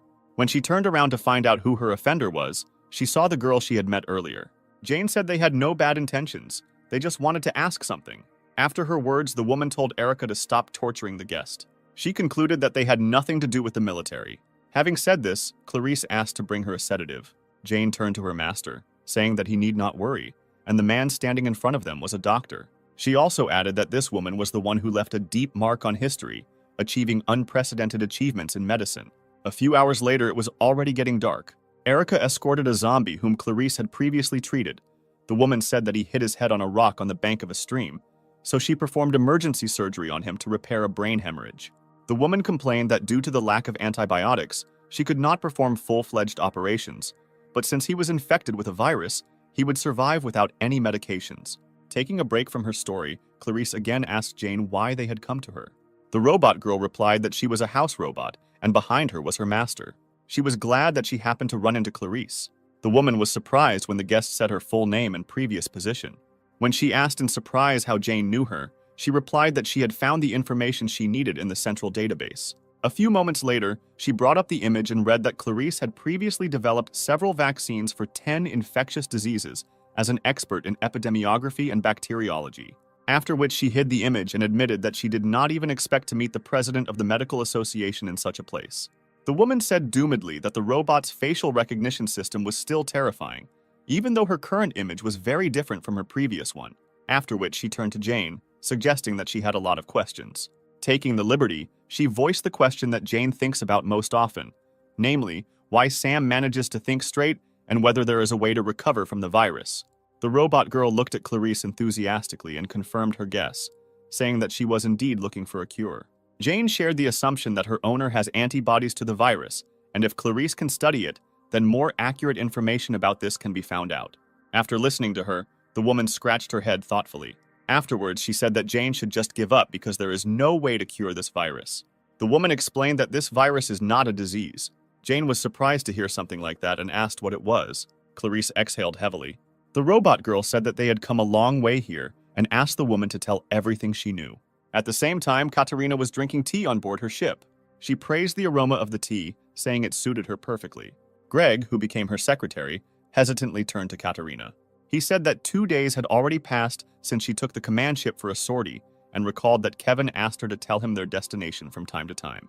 When the girl asked what the point of their appointment was if they couldn't enjoy a cup of tea without looking back, Greg asked what they would do if she was reprimanded. Katerina exhaled tiredly and said that he was saying very strange things after she saved Greg from being shot. Then she took off her glasses and looked at him irritably, asking a question about who, in his opinion, would dare to reprimand her. Then she exhaled and asked her to tell Kevin to just be on guard until he received his orders. Suddenly, she saw something in the glasses that caught her attention.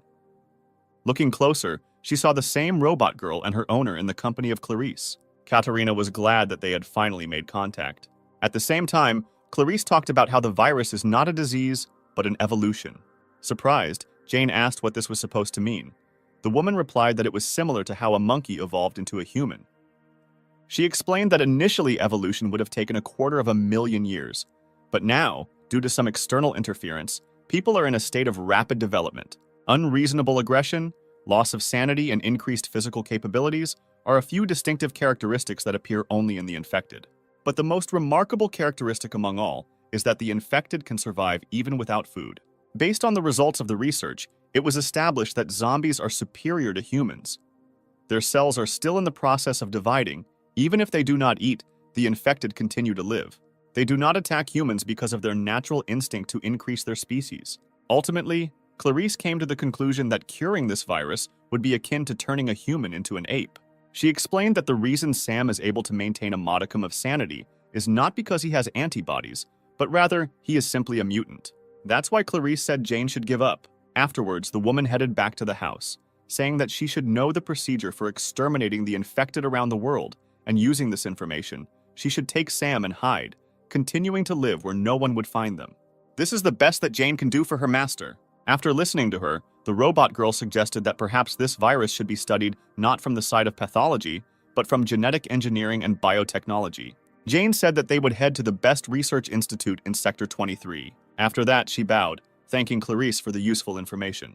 The woman asked her in bewilderment if she really was a robot, and if she was really not capable of doing calculations. Jane replied that she had checked everything several times since the beginning of their journey. She agreed that the probability of success was almost zero, and there was no way for an ordinary robot like her to do something that even a doctor like Clarice couldn't do. But Jane was not going to give up so easily, because she is the only family Sam has. Smiling sadly, she said that the best thing she can do now is not to hide, but to find hope. After her words, Clarice remembered her past when she was still working in the laboratory. One of her colleagues said that they are obliged to announce that the evolution of humanity is now happening, and they cannot correct it no matter what. But Clarice objected. They could not stop there, because this is where the best doctors from all over the world are gathered, and if they give up, then millions of people are doomed. Hearing her words, other workers came up, saying that if it was said that something was impossible, then that meant that it was impossible, period. None of her colleagues supported her. Clarice realized that she could not convince such a large number of people alone. Taking off her ID cards, she was informed that the result of the popular vote had been announced, and 97% supported the idea of a U-200 boy, U-200 be killing the zombies. Eventually, everyone left, leaving Clarice alone. Remembering this, the woman laughed. She said that a robot that truly cares about its owner should really be like that. Clarice apologized for her callousness, saying that she really wanted to see such determination again. Then she invited Jane to come inside, intending to show her something interesting. The robot girl followed Clarice along with her master. Entering the next room, they went down to the basement. Opening the door, the women entered her laboratory. Jane was surprised to see something like this here. The computers displayed information about numerous experiments, but they all failed. Jane studied everything in amazement. The woman said that she also thought that in order to defeat this virus, it needs to be studied through genetic engineering. She was not sure whether it was possible to change the genetic factor, but if she managed to revive the stopped brain using genetic treatment, then it would be possible to restore intelligence to the infected. The woman was confident that if their intelligence returned, then the infected would not be treated like pests. Patting Sam on the head, Clarice said that he could help her achieve this goal. She then turned to Jane, asking if she would trust her with her master. Seeing the doubt on her face, Clarice said that this child was the key that would help her complete her research. She assured Jane that she would definitely succeed and restore Sam's sanity. Having received her approval, the woman asked Erica to conduct a thorough examination of the guy. Encouraged, Jane asked Erica to take care of her master. She nodded and went to perform her duties. Seeing Jane's confusion, Clarice informed her that Erica's language system was broken, so she could not speak, and her expression of emotions was also severely limited. Then she headed towards the exit, calling Jane with her. Erica carefully watched her every step. As soon as she took Sam behind the screen, she immediately pounced on him, squeezing her fingers at his neck. She watched as the hero began to choke. A few moments later, Erica opened her fingers, letting go of Sam. As soon as he regained the ability to breathe, he began to gasp for air. With her head down, Erica stood over the guy like that for some time. Suddenly, she said something quietly, but Sam did not hear and looked at her in confusion. Raising her head, Erica repeated, telling them to get out of here. A week has already passed since that day. All this time, Clarice gave Sam her full attention. Every time Erica walked past him, he shuddered and looked at her fearfully. After several studies, Clarice said that Sam currently has the intelligence of a child of 6 years old. The suspected cause was determined to be that it has a genetic factor that can suppress evolved cells. Erica also made another discovery that amazed them all. She saw the possibility of a complete cure for the virus. Jane was happy because the chances of her dream coming true had increased significantly. When she approached the house, Sam came out at the same moment. Approaching, she said that today's inspection ended surprisingly quickly. But when Sam raised his head, she saw blood on his face. She immediately ran into the house and headed to the laboratory to find out what happened there. Jane covered the distance in the blink of an eye and burst inside. At that moment, she saw Erica supporting Clarissa lying on the floor, near whom there was a pool of blood. Jane ran up to them, asking what happened. Seeing the woman's face, she saw the familiar stripes gradually spreading throughout her body. The robot girl realized with horror that Clarice was infected. Sometime later, they moved her to the bed, after which Erica put on an IV, and Jane carefully wiped off the blood. Breaking the silence, she asked when Clarice started getting infected. She was worried that it might have happened because of her and Sam. Hearing an incomprehensible sound in response, Jane turned towards Erica. A moment later, tuning into another wavelength, Jane was able to understand these signals. Erica said that Clarice had been infected about 70 days ago. The woman did not want to give up her research and continued to conduct it, suppressing the infection with incomplete treatment. But even so, she has already reached her limit. Suddenly, Erica asked her and Sam to leave soon, to give Clarice the opportunity to rest at least the time she had left. Jane hung her head sadly as she thought about her words. Afterwards, she said that she understood the current situation, and it would really be wrong if they continued to stay here. Having said this, she and Sam bowed, Jane thanking them for their help. Suddenly, Clarice grabbed Sam's hand. Jane looked in surprise at the awakened woman, who was struggling to get into a sitting position. Clarice said that she was finally able to find the right path in research and asked where they were going to go. Then she collapsed back exhausted. It was obvious that the woman was in great pain. Reaching out to Erica, Clarissa said that she wanted to continue her research and asked her to help her get up. But she did not budge. The woman repeated her request again, but more demandingly. But Erica again ignored her request. Exhaling in disappointment, she said that she had been wandering in the dark for a long time, conducting numerous studies. She admitted that she was ready to give up many times. But one day Sam appeared, and for Clarice, he became the last hope. She looked at Erica, saying that right now she had unfinished business that was much more important than her life. Clarice again asked to help her get to the laboratory. But Erica again had no intention of complying with this request, so Jane decided to do it instead. The woman thanked her for her help. She just shook her head, looking at her with regret. Erica was unhappy with this action of Jane. When they were alone, she gave her a hard slap. Jane said that she was well aware of the reason for Erica's anger. She said that it was not her selfishness in favor of her master. Jane helped Clarice because she understands what she was experiencing all this time. Jane assumed that Clarice was very upset by the constant failures, and she was also under the stress of being infected. The robot girl said that she knows too well how difficult it is to fight against everyone alone. She was confident that Clarice would not stop, no matter what difficulties stood in her way. Jane said that if they could see just a glimmer of hope, they would both move forward no matter what. That's why Erica won't be able to hold them back. She looked at Jane in surprise. When she finished speaking, Erica lowered her head, biting her lip. The next moment, she said that Jane knew absolutely nothing. She asked what kind of end people like them would face. Jane froze in surprise. Clarice talked about how Erica's language system was broken, and she couldn't speak. Jane asked why she had been hiding her ability to speak all this time. Erica just looked at her with hostility. At the same time, Clarice injected herself with an injection that could briefly delay the spread of the virus in her body. Once the medicine was administered, she sighed heavily and leaned back in her chair. The system informed her of the results of another experiment on cerebral gene activation. The woman couldn't believe her own eyes when she personally read the results. Suddenly, Erica received a signal and was distracted from her conversation with Jane. Then, clutching her head, she quietly said that this should not have happened.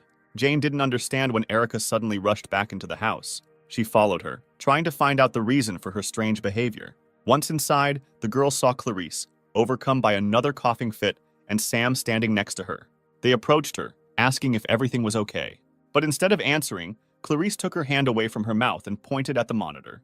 The girl sitting next to her froze and looked at the monitor in surprise. The last experiment carried out was successful. Jane was incredibly happy because she had a chance to heal her master. Eliza was also amazed that Clarice still managed to accomplish what had recently seemed impossible. The woman looked at Sam, saying that all the answers to what was happening were in him. She thanked him. Then she said that her time was coming to an end. Clarice reached out to Erica, saying she wanted to ask her for one thing. But she looked at the monitor, not paying attention to those around her. The woman called her several more times. Without turning around, Erica said that from now on, all this data is code blue. Everyone froze in surprise as they listened to Erica continuously repeat code blue. Clarice was most amazed by what was happening. She asked how it was possible that Erica had the ability to speak. Suddenly, Erica said her mission was accomplished. When the woman heard the name the girl had just called, Katerina received information from Erica about Clarice's discovery.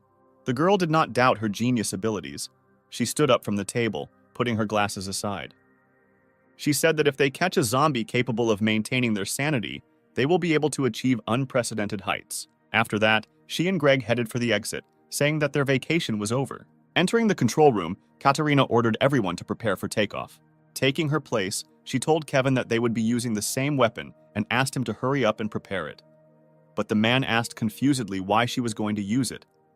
She had no intention of explaining to him and told him to simply carry out her order. Kevin said that in order to use these weapons, they need the approval of the president, so he will immediately seek his approval. Smiling, Katerina replied that her order was enough. She would simply provide a detailed report at the end. The man had no choice but to follow her orders. After this, he informed everyone that they would be using Mars and gave orders to begin preparing it immediately. The ship was approaching Clarice's house at high speed. Jane sensed danger approaching. She stood up abruptly, telling everyone that enemies were approaching them. The woman was surprised that their location was discovered so quickly. Jane told everyone to stay here while she fought and ran towards the exit. Clarice tried to stop her, shouting that it was too dangerous for her to approach the military. But she was seized by another coughing fit. Erica sat down next to her, offering her a glass of water. The woman asked the reason for her action. She just looked down sadly. At this time, Jane had already run out into the street. Looking up, she stopped. Jane noticed an approaching ship. After checking all the data, she discovered an unusual structure on it and established that it was a new type of military weapon, about which there was no information.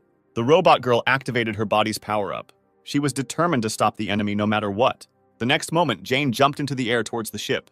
In a few leaps, she was right in front of him. The weapon was already fully loaded and aimed at her. A moment later, a shot was fired. Jane realized that Clarice's research was the hope for all humanity, so she was obliged to protect her. Putting her hands in front of her, she created a protective barrier. The moment Jane appeared in their field of vision, the image from the cameras was transferred to the screen. Katerina's expectations were confirmed. It was obvious that the safety of the owner was paramount for this robot. Then she ordered Mars to be activated. Jane managed to create a large energy barrier. Katerina wondered if this robot could survive an attack from Mars. While in the laboratory, Sam, Erica, and Clarice heard loud noises outside. When the energy charge approached Jane, she covered herself with a barrier, not allowing it to pass further. With every second, more and more damage appeared on her body. She made a mistake in her calculations and realized too late that she was not able to contain such a large amount of energy. A few seconds later, there was a powerful explosion. At that moment, Clarice walked outside with Erica and Sam. She didn't understand what kind of light it was. When the bright flash from the explosion faded, the unconscious Jane flew down. Her body fell a few meters from the house. She did not respond to their screams, and small currents passed through her hands. Frightened, Sam and Clarice rushed to her. On the screen, you could see the boy lowered himself near the body of his robot. Kevin couldn't understand how an ordinary robot managed to stop a bomb that could destroy an entire mountain belt. Getting up from her seat, Katerina said that all robots are designed the same way as super soldiers. The girl suggested that today they could get more useful information. Turning to Kevin, she said that the most important skill of a commander is accuracy in assessing enemy capabilities. Then she ordered the hatch to be opened because they were going down. At the same time, Clarice and Sam sat next to Jane's motionless body, hoping to get at least some reaction from her to their voices. Suddenly, a huge shadow loomed over them. Clarissa looked up to see what it was. The enemy ship stopped right above their small group. Suddenly, the mechanism was activated. A few moments later, a cabin with military personnel was descending. Clarissa froze in surprise when she saw a familiar face there. As she descended, Katerina kept her eyes on the woman. As soon as the cabin reached the ground, the doors opened, releasing the girl, accompanied by military robots, outside. Stopping in front of Clarissa, she smiled. Erica helped her up. Katerina spoke first, saying that she was glad to meet her old friend again. She noticed that her appearance had changed a lot over the past year. Without hiding her sarcasm, Katerina said that this image suits Clarissa much better. The girl looked at her in surprise when Clarissa asked why she was still following her. Katerina replied that being a commander-in-chief was not easy. Even if Clarice had committed a criminal offense, She could not simply arrest her. She reported that she received daily reports on every step of the woman standing in front of her. After listing some of the most significant moments in Clarice's life during this time, Katerina paused before continuing. She even knew the reason why the research laboratory was destroyed. When the government learned of the confidential information the lab had obtained regarding the virus, it had to be destroyed. Ever since the day Clarice got her scar in that dilapidated building, she had always been in Katerina's sights. The woman understood what she meant. Releasing her hand from Erica's fingers, she asked why she betrayed her. Erica responded that a word like betrayal was not quite appropriate for this situation because she was property that belonged to the government from the very beginning. Clarice's eyes widened in surprise when Erica said that she had been given 2 orders as a government robot, the first of which was to act as if her speech system was damaged to prevent information leaks.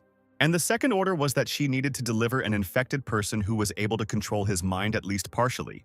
Clarissa couldn't believe that this had actually happened. Having finished her story, Erica headed towards Katerina. The woman was again overcome by a coughing fit. Hearing this, Erica turned around and looked at her with regret. But she didn't dare to approach and turned away. Wiping the blood away with her hand, Clarice said she should have known she wouldn't have been let go that easily that day. Katerina only smiled slightly. Clarice looked up and assumed that the first phase of the project would soon be completed. She knew that the Venus project was aimed at destroying the virus.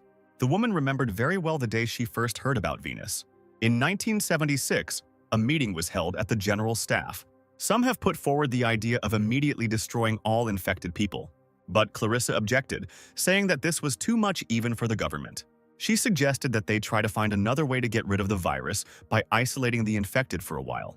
Clarissa tried to convey to them that the victims were still human, but the Secretary General dismissed her words as nonsense. He reminded that everything had already been decided by the previously held national vote, and there was no point in discussing it again. 93% of society supported their policy. The man blamed Clarissa for the fact that this situation arose due to her incompetence. On her orders, the medical community did not warn anyone about the impending disease. She interrupted him, correcting the vote result he had given earlier, which was 76 to 24%. Clarissa said that this was the result of a private survey conducted by the World Medical Society before the national vote. She said the results were similar, but the difference in scale was too great. Looking at Tom, Clarissa seemed to state rather than ask that the voting results had been rigged. After her words, the man jumped up from his seat. He asked her what evidence she had to be able to say this nonsense with such confidence. Clarice ignored him and turned back to the council members, telling them that there was no point in exterminating the infected. She argued that the virus has recently been spreading across the continent and infecting people, which means that there is another source of infection somewhere, in addition to the main infection from those infected. Katerina, along with everyone else, listened to the medical society president's suggestion that the source could not be found so easily, and no matter how many infected they killed, at this rate they would not be able to stop the virus. Clarissa also said that they are currently developing a new treatment called genetic factor therapy. She assured everyone that she would be able to show significant results within the next 6 months. But Tom interrupted her, saying that Clarissa had been raving about her impossible project for a long time. The man spoke out against it, saying that they could not let the situation in the world slide for 6 months. Suddenly, the owner of the company Dom Oz, which develops robots, intervened. He said that his company had long ago begun to develop a plan for quarantining the infected using robots, providing them with all the necessary means. If they are allowed to act immediately, they could quarantine 80% of those infected in just 2 months. Clarissa thanked him for his detailed explanation. She then went on to say that the current epidemic is the worst in human history, and if the government takes control and publishes a plan, they can regain the people's trust. She suggested immediately requesting the settlement fund from the president. Andrew intervened again, saying that this idea would not work. He explained that the settlement fund had already been requested, but the president had immediately rejected it, and Clarissa was shocked to hear this. She asked why the president rejected the plan. Andrew stood up from his seat and walked away from the table. Walking around the table, he began his story from afar, saying that in Germany there was an old province ruled by a tyrant, and the fanatics of this province were fired with the idea of founding their own country. This country was planned to be called the Third Empire. While it was being created, their military spending increased, and soon after the World War began. Passing by Clarissa, the man said that the tyrant had one absurd dream in which the whole world was at his feet. After a pause, Andrew continued, saying that the tyrant had achieved his dream. At that time, the Third Empire had overwhelming military power.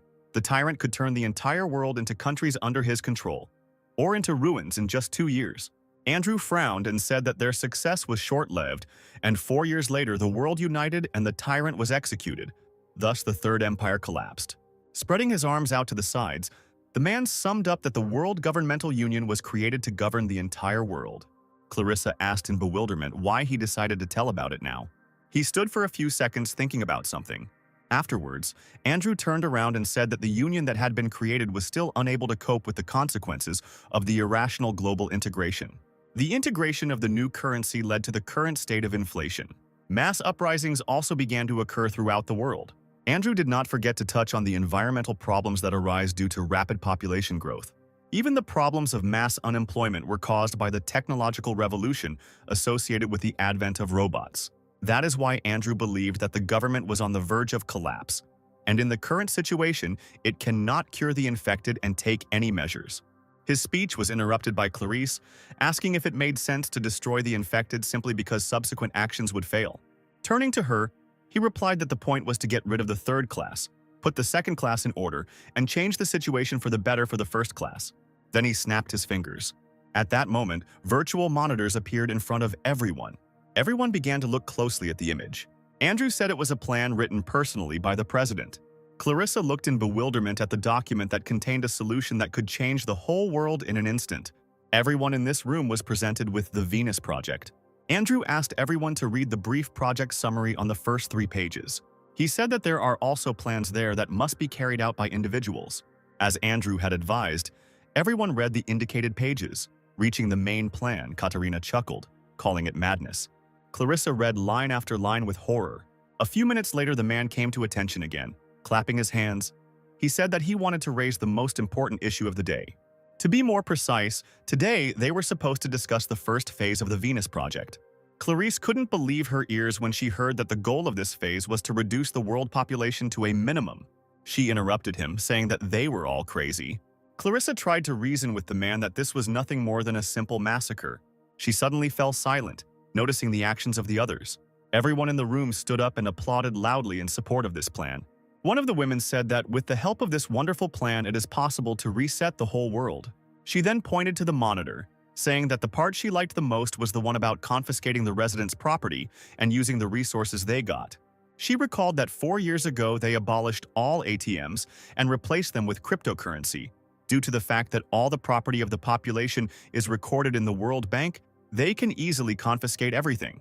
The man sitting across from Clarissa said that if they confiscated and redistributed the confiscated money, they would be able to solve the problems of inflation and close the gap between social statuses. Others also supported the plan, saying that in the future they would be able to empower robots and take over much of the routine work that humans used to do. One of the men said that now, in the times of the Industrial Revolution of robots, overpopulation is equivalent to poison. Another man said that since no one had any objections, all that was left was to establish an acceptable number of victims. Clarissa stood there, not believing that these people were actually discussing such an inhumane plan. Everyone started actively offering their own options for how many people and what percentage of genders they should leave. Katarina suddenly intervened, saying that she had previously asked the president what percentage of the population they could kill in 1 year if they fully mobilized the army. Although she was joking at the time, after simulating the situation, Katarina came to the conclusion that they could destroy approximately 86% of the population. After thinking about her words, Tom guessed that the result should only be 1 billion, which was pretty good. The others also supported the value of 1 billion, after which Andrew said that although they had come to an agreement, they should not violate formalities and proposed to hold a vote. Clarissa couldn't listen to this any longer and slammed her fist on the table, drawing attention to herself. She asked if they had forgotten how exactly the Third Empire was destroyed.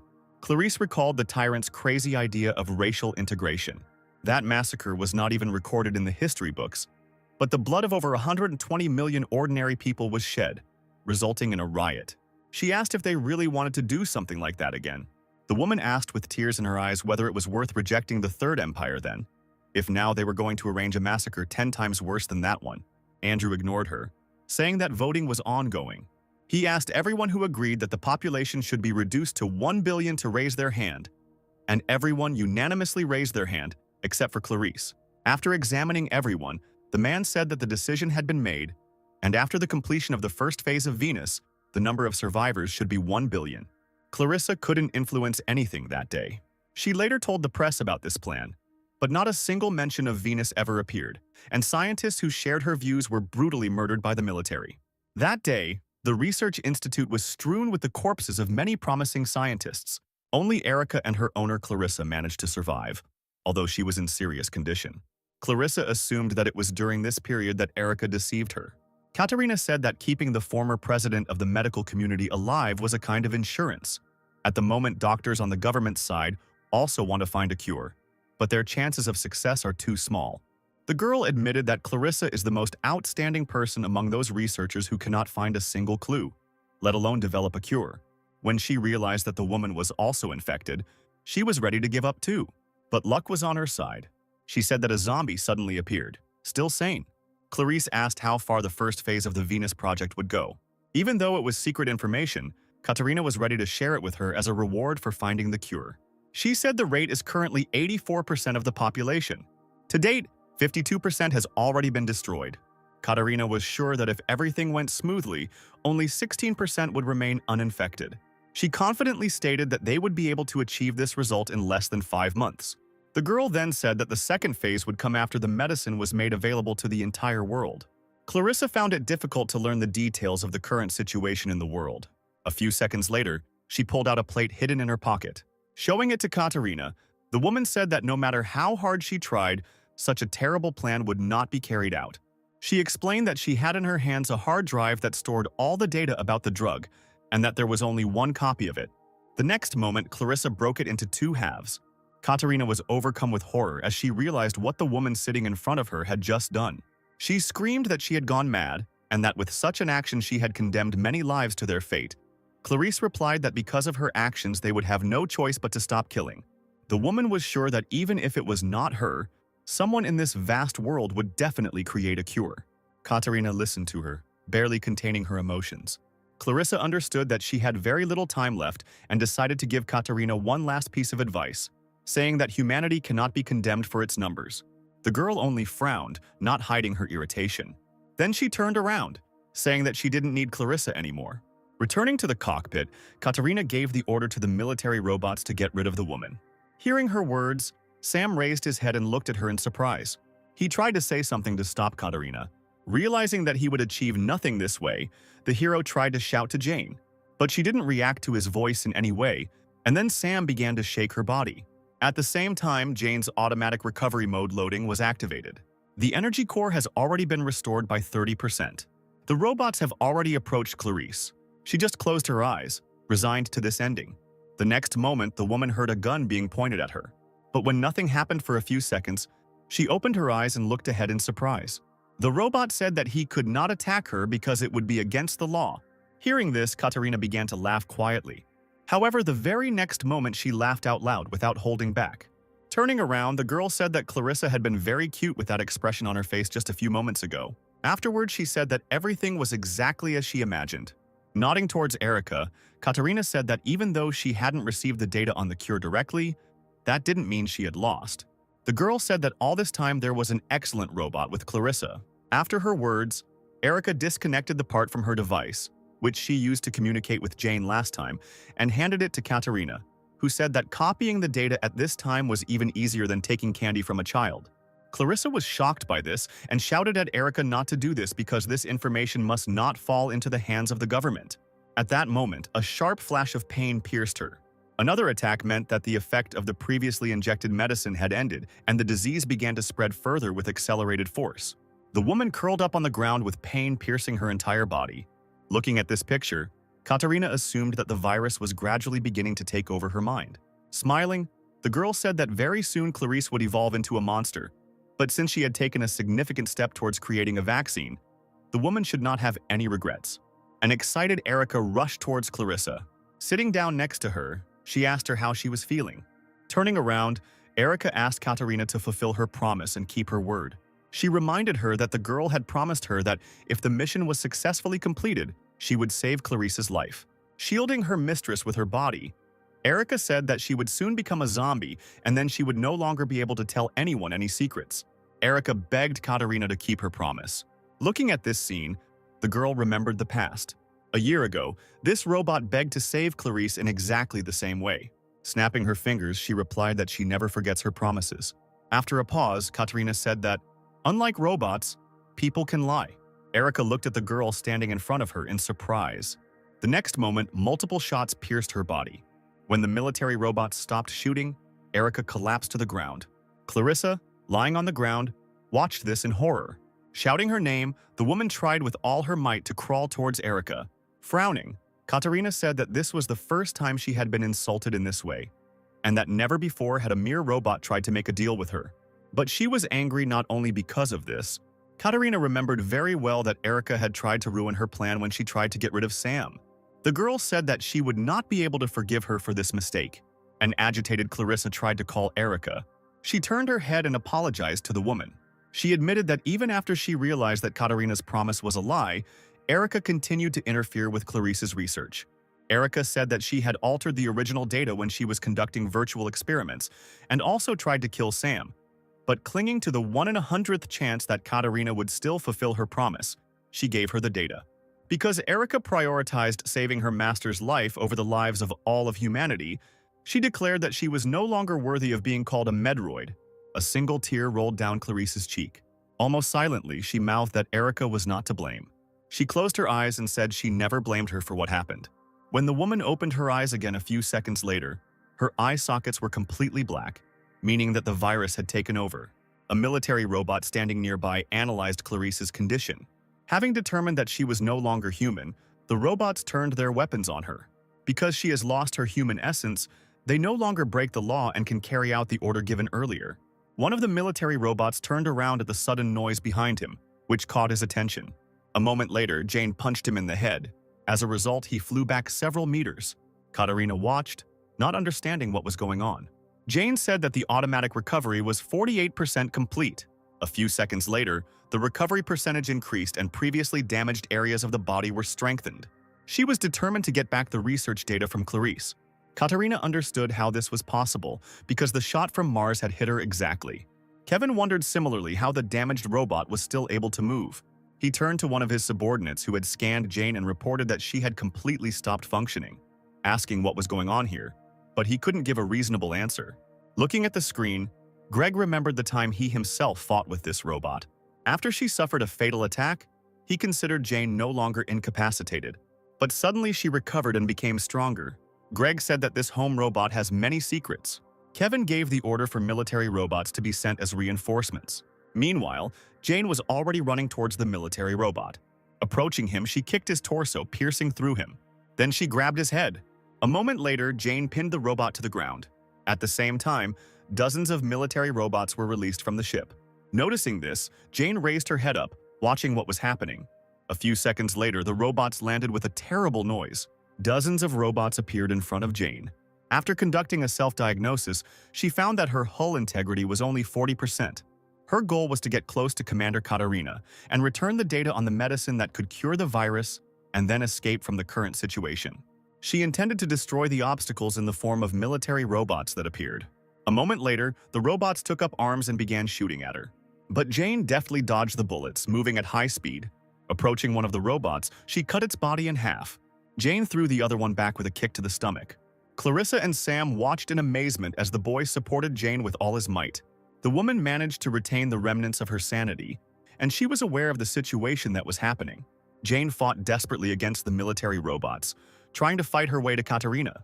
Kevin, who was watching this, felt a lot of tension. He realized that ordinary military robots were not enough to deal with Jane. He asked a subordinate if they could carry out an air attack, but was told that it was not possible at the moment. Greg had been closely watching Jane's movements all this time and analyzing the situation. At some point, he shared his observations, saying that she had become weaker than before. At that moment, Jane herself was trying to fight off the robots that surrounded her from all sides. Greg explained that her movements were not as fast as last time, and he assumed that she had not yet fully recovered from Mars's shot. Suddenly, one of the military robots grabbed her hand. The next moment, Jane lost that limb.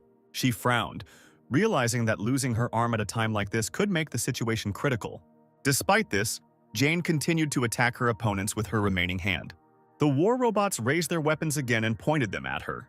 This time, she was unable to escape the shelling. The system warned Jane that the power core had been damaged. With each passing second, the integrity of her hull was rapidly deteriorating. A moment later, the visual sensor was also damaged and the self-healing process was forcibly stopped. With difficulty, Jane managed to catch the sound of approaching footsteps. Before she passed out, she saw Katarina's silhouette stopping in front of her. The girl was pleased with what she saw in front of her. She was amazed that she fought so desperately to match a human. Slowly raising her hand, Jane said that her target was approaching. She reached out to Katarina, who was standing next to her, repeating that she had to return the data. But Jane fell before she could reach her goal. Katarina looked at her indifferently. A moment later, she admitted that Jane had managed to surprise her because she had the ability to self-heal, which is built into only super soldiers. She then turned around and ordered the military robots to take Jane with them. The girl planned to give it to Andrew from the House of OZ for analysis.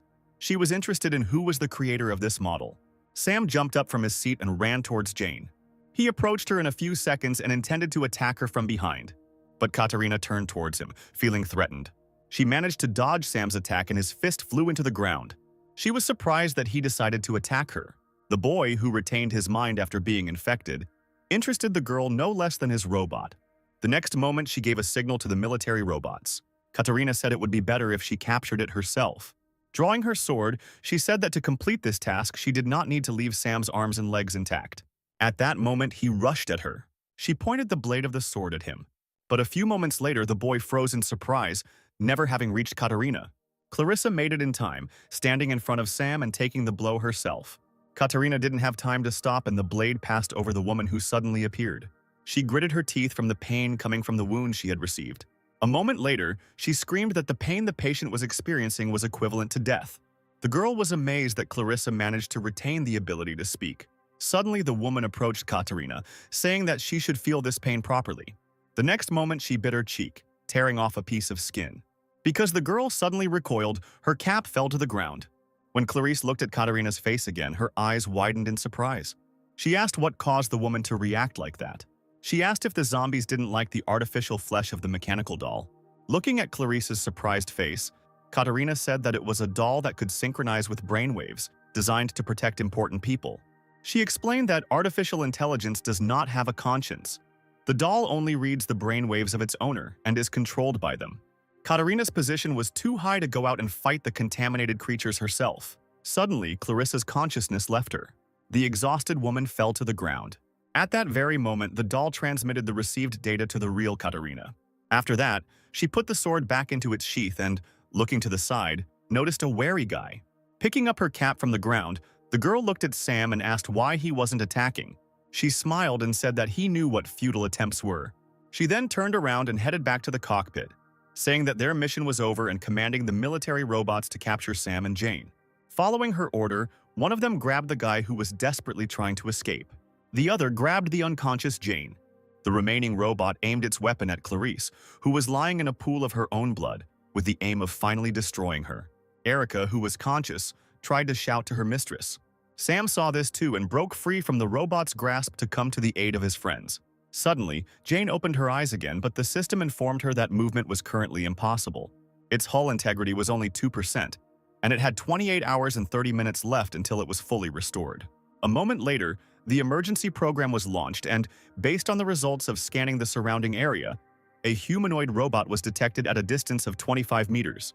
After analyzing Erica's condition, the system reported that all requirements were met and preparations for the transfer began. A few moments later, the system was forced to boot. The operating system installation was loaded successfully. After this, Erica's body began to recover quickly. After a few seconds, she opened her eyes. Suddenly, the robot that was aiming at Clarice was destroyed in an instant.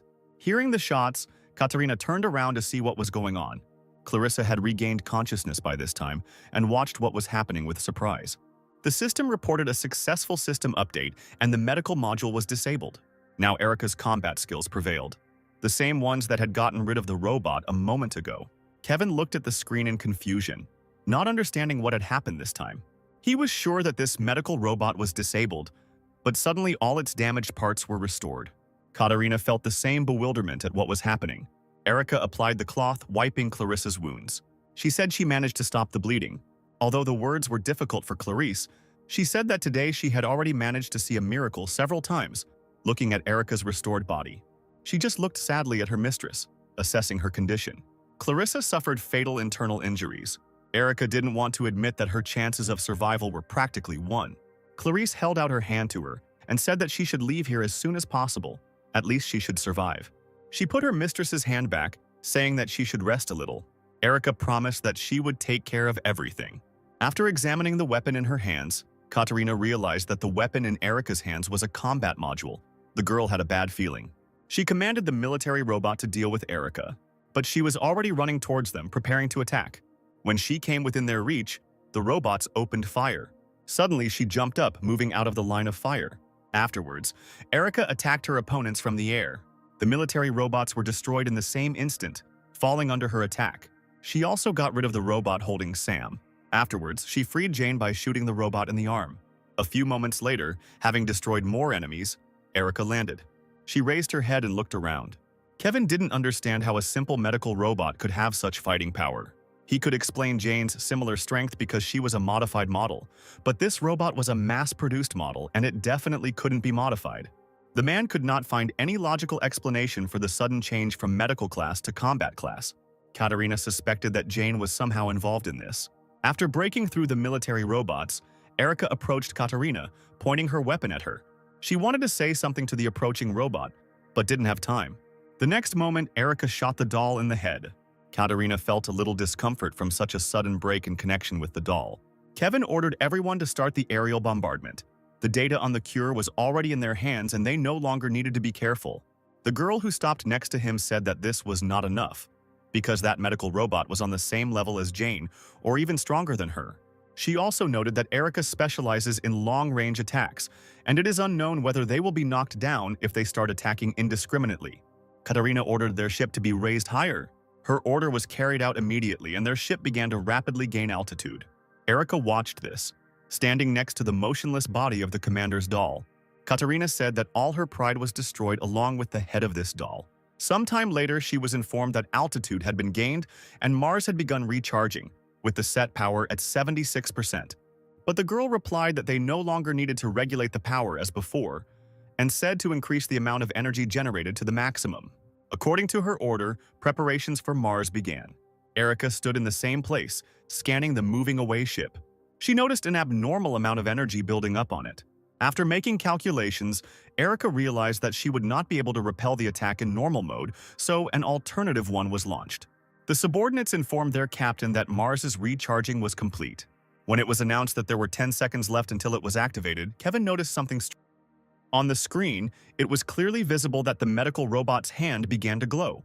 At some point, the glowing limb disintegrated into small pieces. When the girl said that the body reconstruction was complete, a weapon appeared in place of the hand.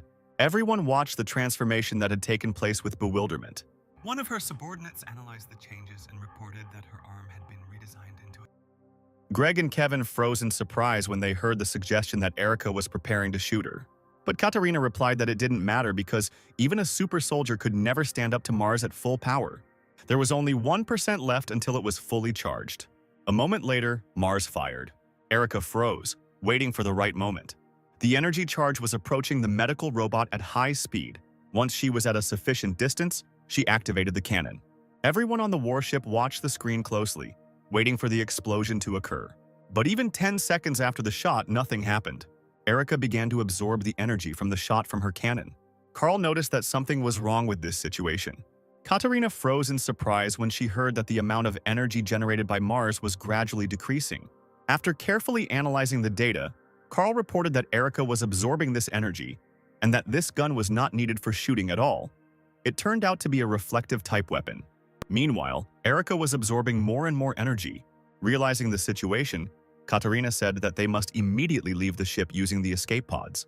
In a few moments, all the energy from the shot was absorbed by Erica. After that, she activated the mirror reflection and aimed the cannon at the enemy ship. An energy beam passed through him. A moment later, a powerful explosion was heard in the sky, destroying the ship. Burning debris fell down. Katerina's squad managed to successfully abandon ship. Kevin, sitting next to her, said that it was only because of her quick decision to evacuate that they were able to leave the affected area without any casualties. It was noticeable that the girl was very nervous. She asked what happened to the data received from Clarissa. Kevin hesitated and after a long pause replied that they were stored on the server of the destroyed ship. She bit her lip until it bled in frustration, realizing that they had lost very valuable data. Katarina took out her anger on the chair, hitting the armrest. She then said that they should head to the House of Oz headquarters, but a surprised Kevin asked if they should first return to their headquarters to report on the current situation. Katarina replied that they would first visit the House of OZ. She had to find out what was wrong with these robots. If they left things as they were, the situation could get out of control.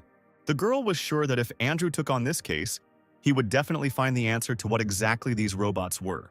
She was especially interested in the engineer who created Jane. Once the enemy ship was destroyed, Erica deactivated the cannon and returned her cuckoo to its original state. After that, she ran to Clarissa. Approaching her, she took the woman in her arms, saying that she would definitely cure her. But she extended her hand to her, saying that she was fine. Clarissa said that Erica should have figured it out by now. Due to the wound she received, even with the regeneration provided by the virus, she still won't survive. Erica tried to object to her, but she was interrupted. Clarissa asked to be put back on the ground. When her request was not responded to, she said she wanted to tell Erica her story. She had no choice but to fulfill her mistress's last wish. After 26 hours, Jane recovered and opened her eyes. Looking at the ceiling, she realized that she was in Clarissa's house. Remembering the circumstances under which she passed out, she began to worry about Sam. She didn't even have time to get out of bed when a happy guy hung over her. He immediately rushed to hug Jane, who had woken up. She stroked his head and said that she was fine. Some time later, they left the house together. Once outside, Jane froze in surprise. She saw a restored Erica with a bouquet of wildflowers in her hands. Turning around, Erica, surprised, asked if Jane had recovered. She replied that she had only recovered halfway, but that it was enough to function normally. Suddenly, she noticed something that made her gaze fill with sadness. A few meters away from her, a wooden cross was erected, marking the burial place of Clarissa. They all walked up to him together, after which Erica knelt down and placed the collected flowers on the grave. Jane apologized to her, saying that if they hadn't come here, this wouldn't have happened. But Erica interrupted her, jumping that there was no need for an apology. She explained that even if they had not come here, nothing would have changed. But on the other hand, it was only thanks to them that Clarissa was able to make the discovery she had been working on for so long. Erica smiled, remembering how happy her owner had been in recent days. After a long pause, she said that for Clarissa, their visit had been akin to a blessing. Jane looked at Erica sadly. Afterwards, she asked her what she was going to do next. In answering, Erica recalled the contents of the 7th article of the law concerning the death of the owner. Jane remembered the day that marked the end of their previous life. Many robots stopped functioning after the death of their master. It was bitter for her to realize that Erica would also have to personally end her existence. Erica fell silent, remembering Clarissa's last moments. Her mistress asked her if she remembered the words Jane had spoken on the first day. She believed that the best thing she could do was not to give up, but to hope and move forward. Clarissa asked Erica to remember one important thing. Taking her hand, the woman said that the thing called hope can only be created with one's own hands. As her final wish, Clarice asked that Erica, along with Sam and Jane, create their own hope together. Emerging from her memories, she said that this point of the law could be ignored if the owner left a last wish. Rising from her knees, Erica continued, saying that in that case, the robot must continue to live in order to fulfill that wish. Turning around, she said that there was data left by Clarice about the cure in her memory disk. Hearing this, Jane and Sam looked at her in surprise. Smiling, Erica asked to keep her company for a while. Jane gladly accepted her offer and smiled happily. Afterwards, she took her hand and suggested that they all travel together. That same night, Katarina finally reached the main office of the House of OZ. She showed footage of fights with Jane and Erica. The man sitting opposite the screen closely watched every action of these robots. A few minutes later, he gave his verdict, saying it looked like some kind of computer virus. After pressing the remote control, Andrew turned off the TV. Katarina looked at him in surprise and asked what this meant. He replied that in order to be completely sure of this, he had to analyze these robots more thoroughly. Andrew suggested that a modified version of the operating system installed in the home robot had taken control of the medical robot system, rewriting it like its own. He said that until the situation stabilizes, it is impossible to restore their operating systems. And there is also a chance that Jane's code had a hidden fragment embedded in it that is triggered under certain circumstances. Katarina stopped him, asking what he meant. She thought that no matter how much the operating system was modified, it was ultimately just a common software problem. When the girl asked if such transformations were possible due to a simple change in the system, Andrew replied that it was possible. Katarina froze in surprise. Trying to understand the situation, she asked how this was possible. And with a heavy sigh, the man replied that since she held the position of commander-in-chief, she should know about it. But before he began his explanation, he said that Katarina had no right to divulge to anyone what she would hear in the future. Looking at her seriously, the man explained that this information had been personally marked as top secret by the president. Then he began his story, saying that all robots, from domestic and medical ones to super soldiers, are humanoid and have identical technical characteristics. Katarina was surprised to hear something like that. She objected, saying that this couldn't be true. The man said that when they advertised their products, their main slogan was that there was no need to charge. It was announced that robots could work for 24 hours, completely dependent on solar energy. Andrew admitted that in reality things were completely different. A regular solar battery would not have been able to produce energy so efficiently. Katarina realized that it was not the mentioned batteries that were used for this purpose, but something that was on a completely different level. He said that the true nature of the robot's energy core is something that can produce and maintain energy indefinitely. To be more precise, it is based on an infinite energy source. Katarina was amazed by this discovery and said that such a thing could not exist even theoretically. Andrew nodded, saying that this completely ignored the first law of thermodynamics. Continuing his story, the man noted that such a power source can produce a terrifying amount of energy that cannot even be estimated. So they control the power of each robot using the installed operating system. Faced with a puzzled look from his interlocutor, he explained that the restrictions placed on the kernel could be removed by changes to the operating system. This is why there is a possibility of transformations similar to those that happened to Jane and Erica. Katarina found this all absurd and asked why they hadn't announced a discovery of such magnitude yet. Without waiting for an answer, the girl asked the next question regarding their motives and the reason why this type of energy generator is only used in robots. The man replied that before using the House of OZ, he had conducted a test in an environment similar to a human one. At least he assumed that this was the case. Katarina didn't understand what he meant. When she asked if he was the owner of the company, Andrew replied that he owned it only in name. Closing his eyes, he said that this was also classified information. He admitted that in reality, the House of OZ is a state enterprise.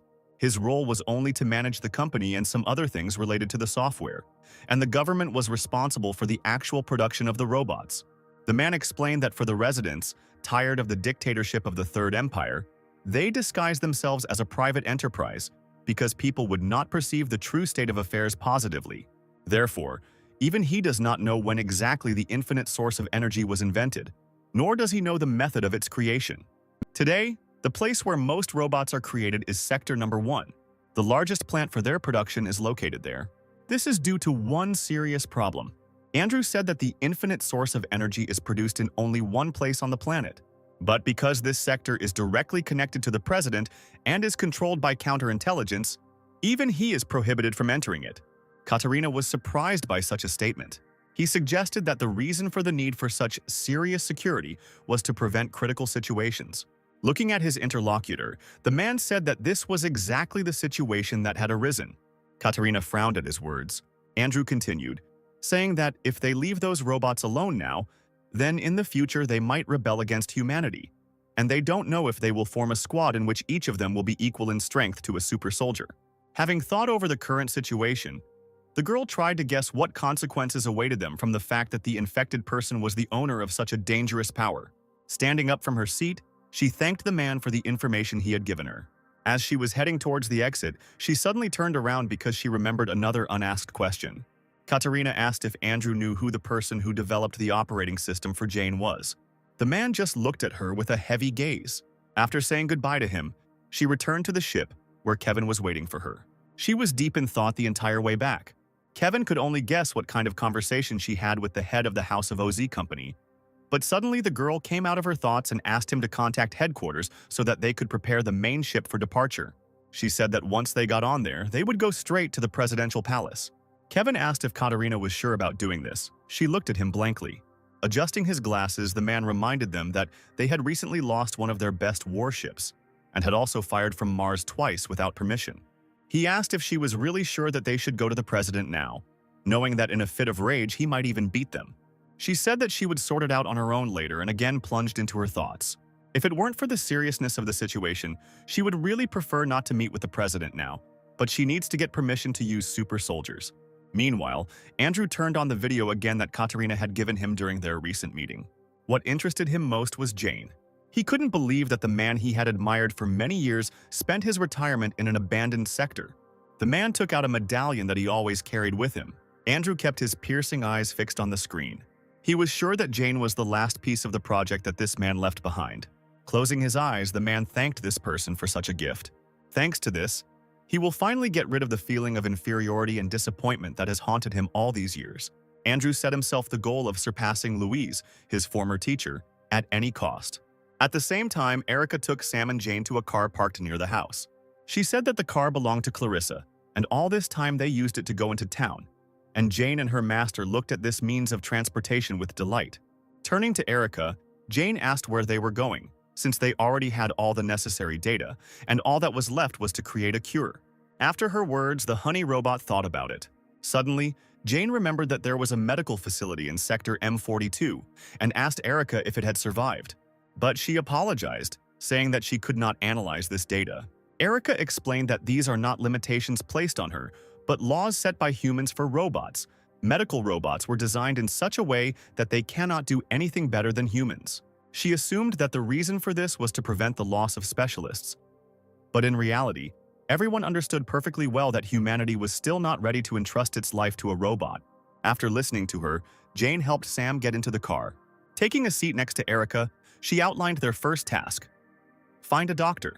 Moving away, she replied that before her death, Clarice mentioned someone who could inherit the data. Erica said she saw Martin when he worked as Clarissa's assistant for a while. Although this man was a terribly slovenly person who always sat with his nose buried in his old book, its owner recognized his abilities.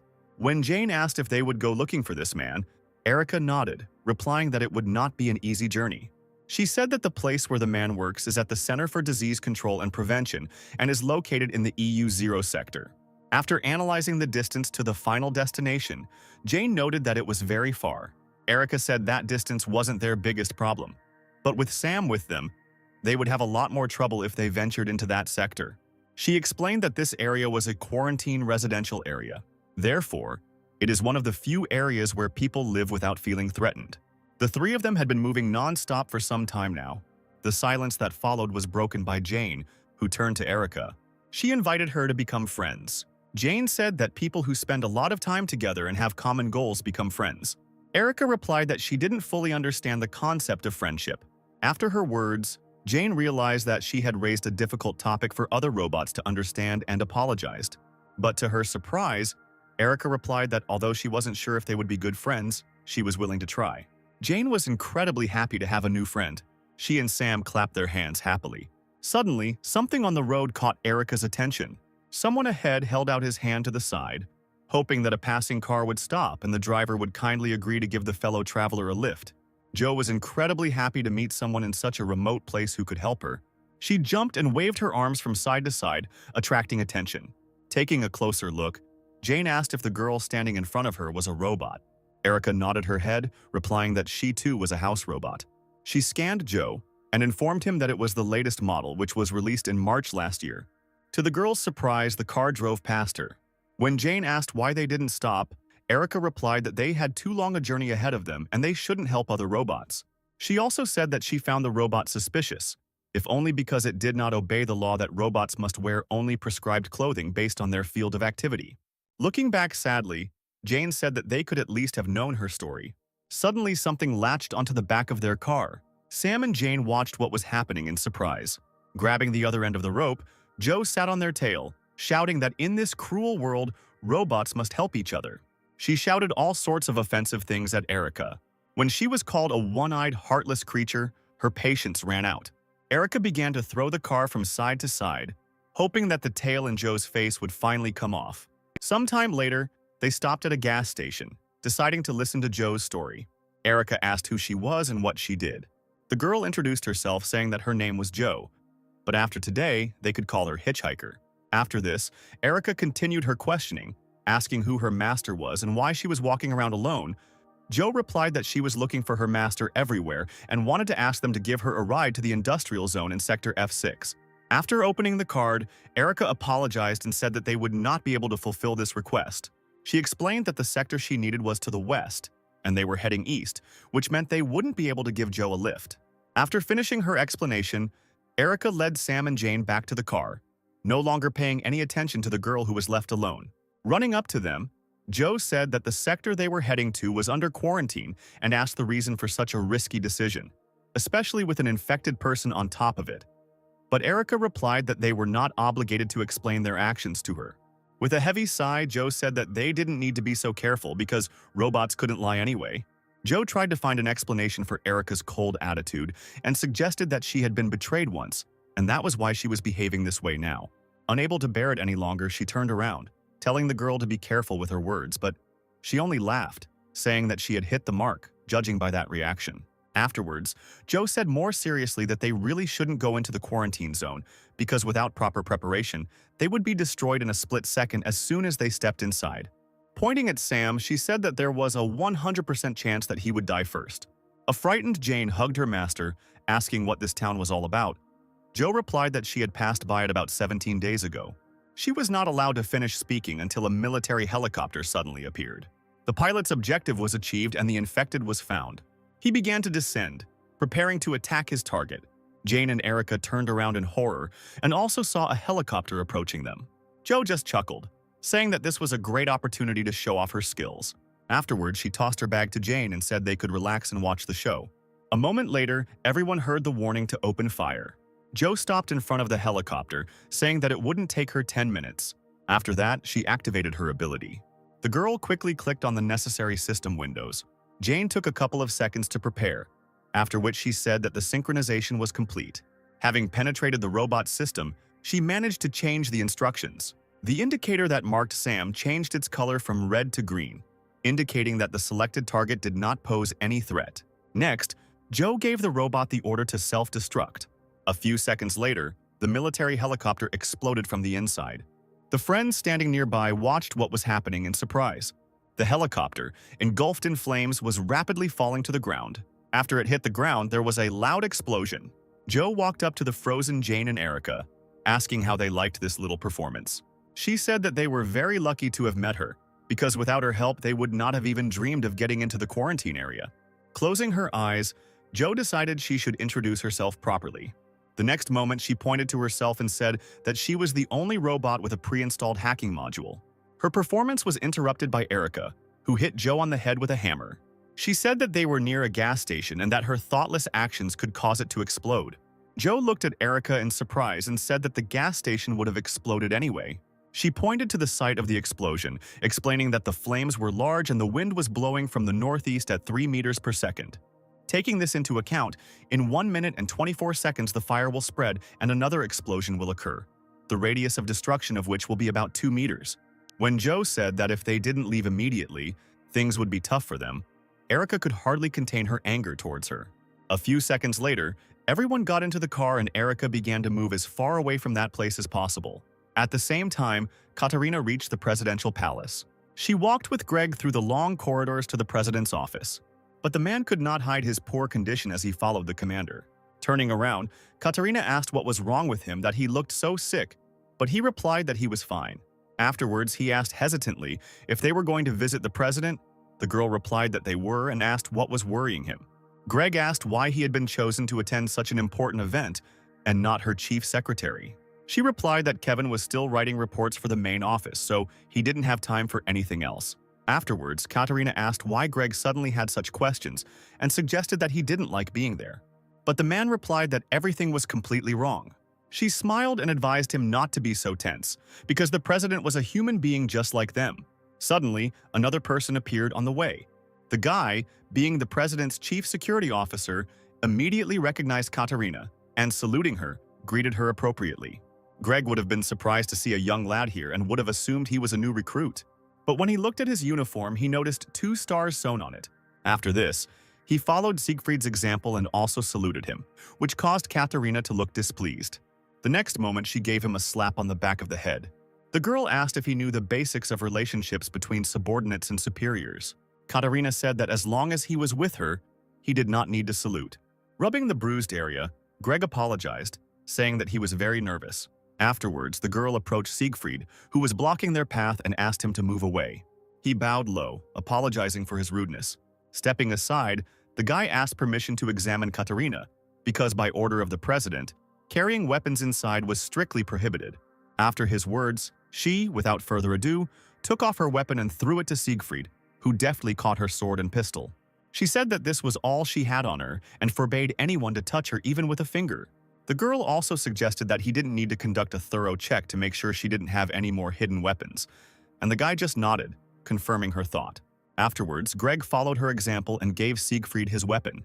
As he caught up with Katarina, he thought about why the relationship between her and that guy was so bad.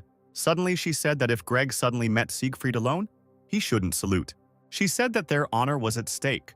Katarina explained that this guy is not a person but a personal item of the president.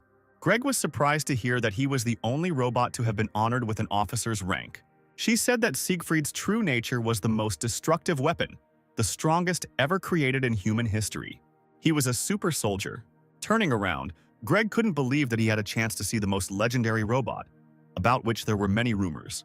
Approaching the director's office, Katarina knocked on the massive door, announcing her arrival, and the man inside the office gave permission to enter. Meanwhile, Jane's company, with a new member, was moving towards Sector F6. Jane tried to find out as much information about the quarantine zone as possible, but Joe constantly dodged the question.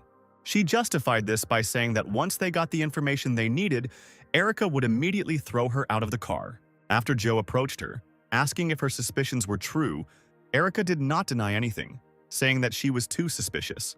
After analyzing her manner of communication and appearance, Erica assumed that Joe had been illegally reprogrammed. When Jane heard that according to the law, such reprogramming of a robot is punishable by 30 years of imprisonment, she felt uneasy, because she too had been illegally reprogrammed. Erica also mentioned that the robots have the strongest security system in the world, and to reprogram it, you need to be a world-class programmer. Smiling, Joe asked what she was trying to say with such hints. Erica said she wouldn't beat around the bush and would ask straight out. The next moment, she asked if Joe was a government robot sent to spy on them. But she just smiled, leaving the question unanswered. Jane intervened in their conversation, saying that Joe could not have been a spy. She explained this by the fact that from the very first meeting she acted as if she was seeing them for the first time, and pretending that this was not the case would be difficult for a robot, because they do not know how to lie. Erica suggested that these laws might have been rewritten in her system. Jane countered by saying that in all the time since the robots were released, there had only been 67 instances where a robot had had a law rewritten in its memory. But due to their nature, there had never been a single instance where Articles 1, 2, or 3 had been rewritten. She explained that if one of these articles is ignored, robots can become a threat to humans, and they should also take into account the security system. Thinking back to her last run-in with Katarina, if it were possible to rewrite the previously listed articles, it would be easier for her to reprogram Erica than to keep her silent all this time. Erica remained silent, not knowing how to respond to this fact. Joe praised Jane for her intelligence, since even she could not ignore the laws of the first article, as had been noted earlier. She explained that there are 3 levels of protection in the robot security system. The first 3 articles are in the Good Witch category and are designed to protect people. The Oscar category prevents illegal reflashing, and the Clid category. Joe admitted that her master had hacked her all the way to Oscar, but the Good Witch turned out to be much more complex, and no one would be able to hack her for the next 50 years. Erica was amazed by this man's abilities. When Joe mentioned her master's name, Jane looked at her with excitement, saying that he was a very famous person and his name was on everyone's lips. She told everything she knew about the Cheshire Cat. Firstly, he was the best hacker in the world. He reveals the illegal activities of terrorist groups, governments, and financial institutions.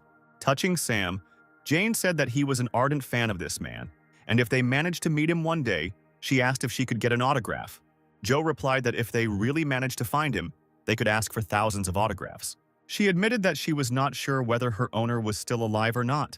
The Cheshire Cat tried to hack into a company's system, but they were spotted, and the police quickly discovered their temporary location. When they broke in, the Cheshire Cat escaped.